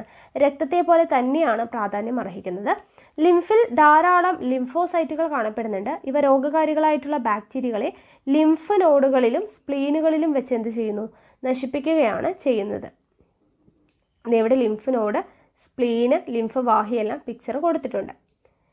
ഇനി അടുത്തത് പ്രതിരോധവൽക്കരണം. പ്രതിരോധവൽക്കരണം എന്താണ്? പ്രതിരോധം എന്നുള്ളത് നമ്മൾ പഠിച്ചതാണ് അല്ലേ. രോഗാണുക്കൾ ശരീരത്തിൽ പ്രവേശിക്കുമ്പോൾ പ്രതിരോധ പ്രവർത്തനങ്ങൾക്ക് കാലതാമസം സംഭവിച്ചാൽ രോഗാണുക്കൾ പെരുകുകയും വ്യാപിക്കുകയും ചെയ്യുന്നു. രോഗാണുവിൻ്റെ ആക്രമണം മുന്നിൽ കണ്ട് പ്രതിരോധ കോശങ്ങളെ സജ്ജമാക്കി വയ്ക്കാനുള്ള കൃത്രിമ മാർഗമാണ് എന്ത്? പ്രതിരോധവൽക്കരണം എന്ന് പറയുന്നത്. ഓക്കെ, രോഗാണുവിൻ്റെ ആക്രമണം മുന്നിൽ കണ്ടുകൊണ്ട് പ്രതിരോധ കോശങ്ങളെ സജ്ജമാക്കി വയ്ക്കാനുള്ള കൃത്രിമ മാർഗമാണ് പ്രതിരോധവൽക്കരണം. കൃത്രിമ പ്രതിരോധവൽക്കരണത്തിനായി ഉപയോഗിക്കുന്ന വസ്തുക്കളാണ് വാക്സിനുകൾ. നമ്മൾ നേരത്തെ പറഞ്ഞു. ജീവനുള്ളതോ മൃതമാക്കപ്പെട്ടതോ നിർവീര്യമാക്കപ്പെട്ടതോ ആയിട്ടുള്ള രോഗാണുക്കൾ, നിർവീര്യമാക്കപ്പെട്ട വിഷവസ്തുക്കൾ, രോഗകാരികളുടെ കോശഭാഗങ്ങൾ എന്നിവയിൽ ഏതെങ്കിലും ആയിരിക്കും ഓരോ വാക്സിനുകളിലെയും ഘടകങ്ങൾ. ഇവ ശരീരത്തിലെ പ്രതിരോധ പ്രവർത്തനങ്ങളെ ഉത്തേജിപ്പിക്കുന്ന ആൻറ്റിജനുകളായിട്ട് പ്രവർത്തിക്കുന്നു. ഇവയ്ക്കെതിരെ ശരീരത്തിൽ ആൻറ്റിബോഡികൾ നിർമ്മിക്കപ്പെടുന്നു. ഈ ആൻറ്റിബോഡികൾ നിലനിൽക്കുകയും ഭാവിയിൽ ഇതേ രോഗത്തിന് കാരണമായ രോഗാണുക്കളിൽ നിന്ന് ശരീരത്തെ സംരക്ഷിക്കുകയും ചെയ്യുന്നു. അടുത്തത് എഡ്വേർഡ് ജെന്നറെ കുറിച്ചാണ്, ഇമ്പോർട്ടൻ്റ് ആണ്. എഡ്വേർഡ് ജെന്നർ എന്ന ഇംഗ്ലീഷ് ഡോക്ടറാണ് ആധുനിക പ്രതിരോധ കുത്തിവയ്പ്പിന് തുടക്കം കുറിച്ചത്. ആധുനിക പ്രതിരോധ കുത്തിവയ്പ്പിന് തുടക്കം കുറിച്ചത് ആരാണ്? എഡ്വേർഡ് ജെന്നർ ആണ്. ഗോവസൂരി രോഗം ബാധിച്ചവർക്ക് വസൂരി രോഗം ബാധിക്കുന്നില്ല എന്ന് അദ്ദേഹം നിരീക്ഷിച്ചു. അദ്ദേഹം 8 വയസ്സുള്ള ഒരു ആൺകുട്ടിയിൽ ഗോവസൂരി രോഗയിൽ നിന്നും ഉള്ള പഴുപ്പ് കുത്തിവെച്ചു. ആ കുട്ടിക്ക് ഗോവസൂരി രോഗം ഉണ്ടാവുകയും രോഗം ഭേദമാവുകയും ചെയ്തു. 2 മാസത്തിന് ശേഷം അദ്ദേഹം ആ കുട്ടിയിൽ ഒരു വസൂരി രോഗിയിൽ നിന്നുള്ള പഴുപ്പ് കുത്തിവെച്ചു. ആ കുട്ടിക്ക് വസൂരി രോഗം ഉണ്ടായില്ല. ജെന്നറുടെ ഗോവസൂരി പ്രയോഗത്തെ അനുസരിച്ച് പശു എന്ന അർത്ഥം വരുന്ന ലാറ്റിൻ വാക്കായിട്ടുള്ള വാക്ക, അതിൽ നിന്നുമാണ് വാക്സിനേഷൻ എന്ന് പറയുന്ന പേര് ലഭിച്ചത്. ഓക്കെ, അപ്പോൾ വാക്സിനേഷൻ എന്ന് പറയുന്ന പേര് ലഭിച്ചതിന് കാരണം എഡ്വേർഡ് ജെന്നർ ആണ്. ഓക്കെ, ആധുനിക പ്രതിരോധ കുത്തിവയ്പ്പിന് തുടക്കം കുറിച്ചത് ആരാണെന്ന് ചോദിച്ചാൽ ആരാണ്? എഡ്വേർഡ് ജെന്നർ ആണ്. ഓക്കെ, ഇനി നമുക്കറിയാം ജനനം മുതൽ വളർച്ചയുടെ വിവിധ ഘട്ടങ്ങളിൽ നൽകുന്ന വാക്സിനുകളെ സംബന്ധിക്കുന്ന വിവരങ്ങൾ നമുക്കറിയാം. ജനിച്ച ഉടനെ കുട്ടികൾക്ക് BCG കൊടുക്കും അല്ലേ? അപ്പോൾ അങ്ങനെയുള്ളതൊക്കെ നമുക്ക് അറിയുന്നതാണ്. ഇനി ചികിത്സ, അവസാനത്തെ പ്രതിരോധം. നമുക്കറിയാം ചികിത്സ എന്ന് പറയുമ്പോൾ ആയുർവേദമുണ്ട്, സിദ്ധവൈദ്യമുണ്ട്, യുനാനിയുണ്ട്, പ്രകൃതി ചികിത്സയുണ്ട് അല്ലേ? വിവിധ തരത്തിലുള്ള ചികിത്സയുണ്ട്. ആയുർവേദം ഇന്ത്യയുടെ സ്വന്തം. ഇന്ത്യയിൽ ഉദയം ചെയ്ത ലോകപ്രശസ്തമായിട്ടുള്ള ചികിത്സാ രീതിയാണ് ആയുർവേദം. നമ്മുടെ ശരീരത്തെ ആരോഗ്യത്തോടുകൂടിയും കാര്യക്ഷമതയോടുകൂടിയും നിലനിർത്തി കൊണ്ടുപോകണമെങ്കിൽ നമ്മൾ പ്രകൃതിയുമായി ഇണങ്ങി ജീവിക്കേണ്ടത് അത്യന്താപേക്ഷിതമാണ്. ആയുർവേദത്തിൽ സസ്യജന്തുജന്യമായിട്ടുള്ള വസ്തുക്കൾ ഔഷധങ്ങളായിട്ട് ഉപയോഗിക്കുന്നു. അടുത്തത് നോക്കാം. ലോകത്തിന്റെ വിവിധ ഭാഗങ്ങളിൽ അതത് പ്രദേശത്തെ ജീവിത രീതി, സംസ്കാരം, ലഭ്യമായ പ്രകൃതി വിഭവങ്ങൾ എന്നിവയ്ക്കനുസൃതമായിട്ടുള്ള ചികിത്സാ രീതികൾ രൂപപ്പെട്ടിട്ടുണ്ട്. സിദ്ധവൈദ്യം, പഞ്ചകർമ്മ, യുനാനി, പ്രകൃതി ചികിത്സ എന്നിവയെല്ലാം ഇത്തരത്തിൽ രൂപം കൊണ്ട പാരമ്പര്യ ചികിത്സാ രീതികളാണ്. ഏതൊക്കെയാണ് പാരമ്പര്യ ചികിത്സാ രീതികൾ? സിദ്ധവൈദ്യം, പഞ്ചകർമ്മ, യുനാനി, പ്രകൃതി ചികിത്സ. ജർമ്മൻ ഡോക്ടറായിട്ടുള്ള സാമുവൽ ഹാനിമാൻ മുന്നോട്ട് വെച്ച ചികിത്സാ രീതിയാണ് ഹോമിയോപ്പതി. ഹോമിയോപ്പതി മുന്നോട്ട് വെച്ചത് ആരാണ്? സാമുവൽ ഹാനിമാൻ ആണ്. പാരമ്പര്യ ചികിത്സാ രീതികളിൽ നിന്ന് വേറിട്ട ചിന്തകൾ അവലംബിച്ച് ആധുനിക വൈദ്യശാസ്ത്രത്തിന് അടിത്തറ പാകിയ ഗ്രീക്ക് വൈദ്യശാസ്ത്രജ്ഞനായിട്ടുള്ള ഹിപ്പോക്രാറ്റസ് ആയിരുന്നു രോഗങ്ങളുമായി ബന്ധപ്പെട്ട അന്ധവിശ്വാസങ്ങളെ തിരുത്തി രോഗകാരികൾ, രോഗനിർണയം, മരുന്നുകൾ എന്നിവയ്ക്ക് പ്രാധാന്യം നൽകുന്ന ചികിത്സാ രീതിക്ക് തുടക്കം കുറിച്ചത്. അപ്പോൾ രോഗങ്ങൾ, രോഗകാരികൾ, രോഗനിർണയം, മരുന്നുകൾ എന്നീ ചികിത്സാ രീതിക്ക് തുടക്കം കുറിച്ചത് ആരാണ്? ഹിപ്പോക്രാറ്റസ് ആണ്. ഹോമിയോപ്പതിക്ക് തുടക്കം കുറിച്ചത് സാമുവൽ ഹാനിമാൻ ആണ്. ഇനി ഈ ചികിത്സാ രംഗത്ത് ആധുനിക വൈദ്യശാസ്ത്രം ഏറെ മുന്നോട്ട് പോയിട്ടുണ്ട്. രോഗനിർണയ രീതിയിലും പുതിയ തരം മരുന്നുകളുടെ കണ്ടുപിടുത്തത്തിലും ഉണ്ടായിട്ടുള്ള ശാസ്ത്ര മുന്നേറ്റങ്ങൾ ആധുനിക വൈദ്യശാസ്ത്ര വളർച്ചയിൽ നിർണായകമായി. ഇനി ഇവിടെ നോക്കുക, രോഗനിർണയ ഉപകരണങ്ങൾ. ഓക്കെ, അതിൻ്റെ ഉപയോഗം എന്താണ് എന്നുള്ളത് കൊടുത്തിട്ടുണ്ട്. ഇലക്ട്രോ എൻസെഫലോഗ്രാം, EEG എന്ന് പറയുന്നത് എന്തിനു വേണ്ടിയിട്ടാണ്?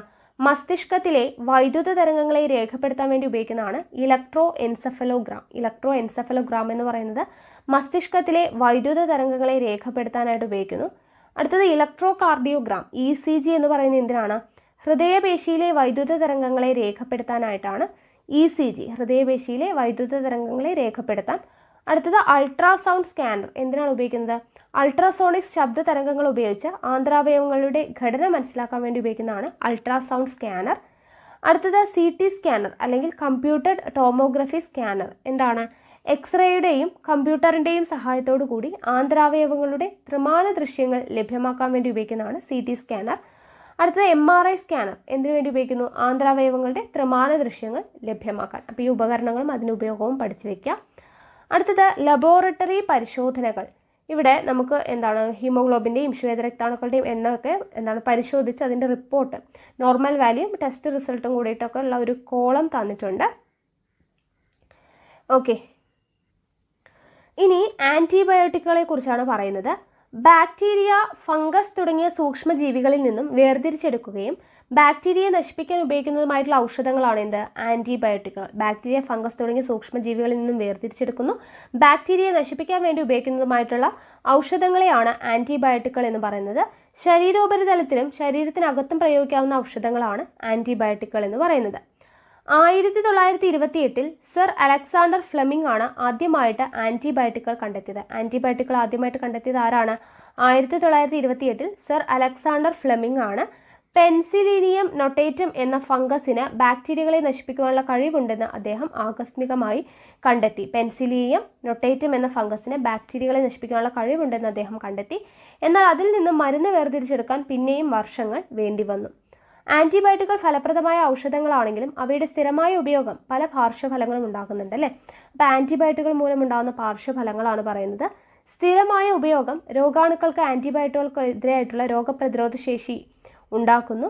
ശരീരത്തിലെ ഉപകാരികളായിട്ടുള്ള ബാക്ടീരിയകളെ നശിപ്പിക്കുന്നു. ശരീരത്തിലെ ചില വിറ്റാമിനുകളുടെ അളവ് കുറയ്ക്കുന്നു. അപ്പോൾ ഇതൊക്കെയാണ് ആൻറ്റിബയോട്ടിക്കുകളുടെ ദൂഷ്യഫലങ്ങൾ എന്ന് പറയുന്നത്. ഇനി കേരളം വീണ്ടും മാതൃകയാവുന്നു എന്ന് പറഞ്ഞിട്ട് Kerala antimicrobial resistance strategic action plan എന്ന് പറഞ്ഞ് കൊടുത്തിട്ടുണ്ട്. അത് നിങ്ങൾ ജസ്റ്റ് ഒന്ന് വായിച്ചു നോക്കുക. അടുത്തത് പ്രഥമ ശുശ്രൂഷ അല്ലെങ്കിൽ ഫസ്റ്റ് എയ്ഡിനെ കുറിച്ചാണ് പറയുന്നത്. ഇവിടെ നോക്കൂ, കൃത്രിമ ശ്വാസം നൽകുന്നു, കയ്യിൽ സ്ലിംഗ് ഇട്ടിരിക്കുന്നു, ശ്വാസനാളത്തിലെ തടസ്സം മാറ്റുന്നു. അപ്പോൾ ഇതൊക്കെ എന്താണ്? പ്രഥമ ശുശ്രൂഷയാണ് അല്ലേ, ഫസ്റ്റ് എയ്ഡ് ആണ്. അതായത് നമുക്കൊരാൾക്ക് അപകടം സംഭവിക്കുന്ന സമയത്ത് നമ്മൾ ആദ്യമായിട്ട് ചെയ്യേണ്ട മുൻകരുതലുകളാണ് പ്രഥമ ശുശ്രൂഷ എന്ന് പറയുന്നത്. അടുത്തത് ബ്ലഡ് ട്രാൻസ്ഫ്യൂഷൻ, രക്തനിവേശനം. എന്താണ്? ഒരാളിൽ നിന്ന് മറ്റൊരാളിലേക്ക് രക്തം കൈമാറ്റം ചെയ്യപ്പെടുന്നതിനെയാണ് രക്തനിവേശനം എന്ന് പറയുന്നത്. അപ്പോൾ രക്തനിവേശനം ചെയ്യുമ്പോൾ ശ്രദ്ധിക്കേണ്ട കാര്യങ്ങളാണ് പറയുന്നത്. എന്തൊക്കെയാണ്? 18നും 60നും ഇടയിൽ പ്രായമുള്ളവർക്ക് രക്തം ദാനം ചെയ്യാം. 3 മാസത്തിലൊരിക്കൽ രക്തം ദാനം ചെയ്യാം. രക്തദാതാവിന് യാതൊരു ആരോഗ്യ പ്രശ്നം ഉണ്ടാകുന്നില്ല. ഗർഭിണികൾ, മുലയൂട്ടുന്ന അമ്മമാർ എന്നിവർ രക്തം ദാനം ചെയ്യരുത്. രക്തത്തിലൂടെ പകരുന്ന രോഗമുള്ളവർ രക്തം ദാനം ചെയ്യരുത്. അപ്പോൾ ഇത്രയും കാര്യങ്ങളാണ് രക്തദാനം ചെയ്യുന്ന സമയത്ത് ശ്രദ്ധിക്കേണ്ട കാര്യങ്ങൾ. ഇനി നമ്മളിപ്പോൾ രക്തം ദാനം ചെയ്യുന്നു. ഒരാൾക്ക് എല്ലാവരുടെയും രക്തഗ്രൂപ്പ് സ്വീകരിക്കാൻ പറ്റുമോ?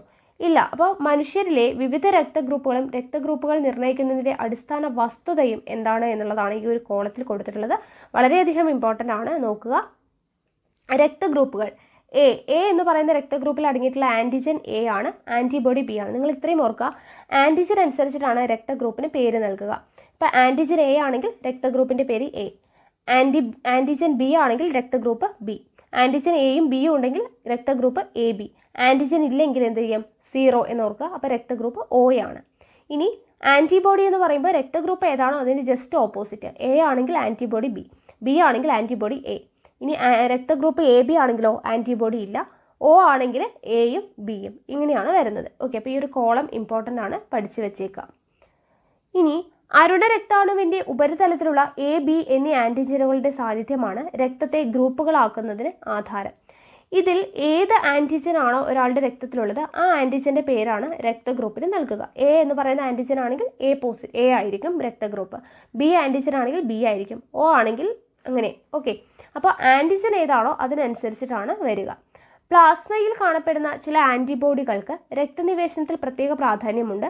എ ഗ്രൂപ്പ് രക്തത്തിൽ ആൻറ്റിബോഡി ബിയും ബി ഗ്രൂപ്പ് രക്തത്തിൽ ആൻറ്റിബോഡി എയുമാണുള്ളത്.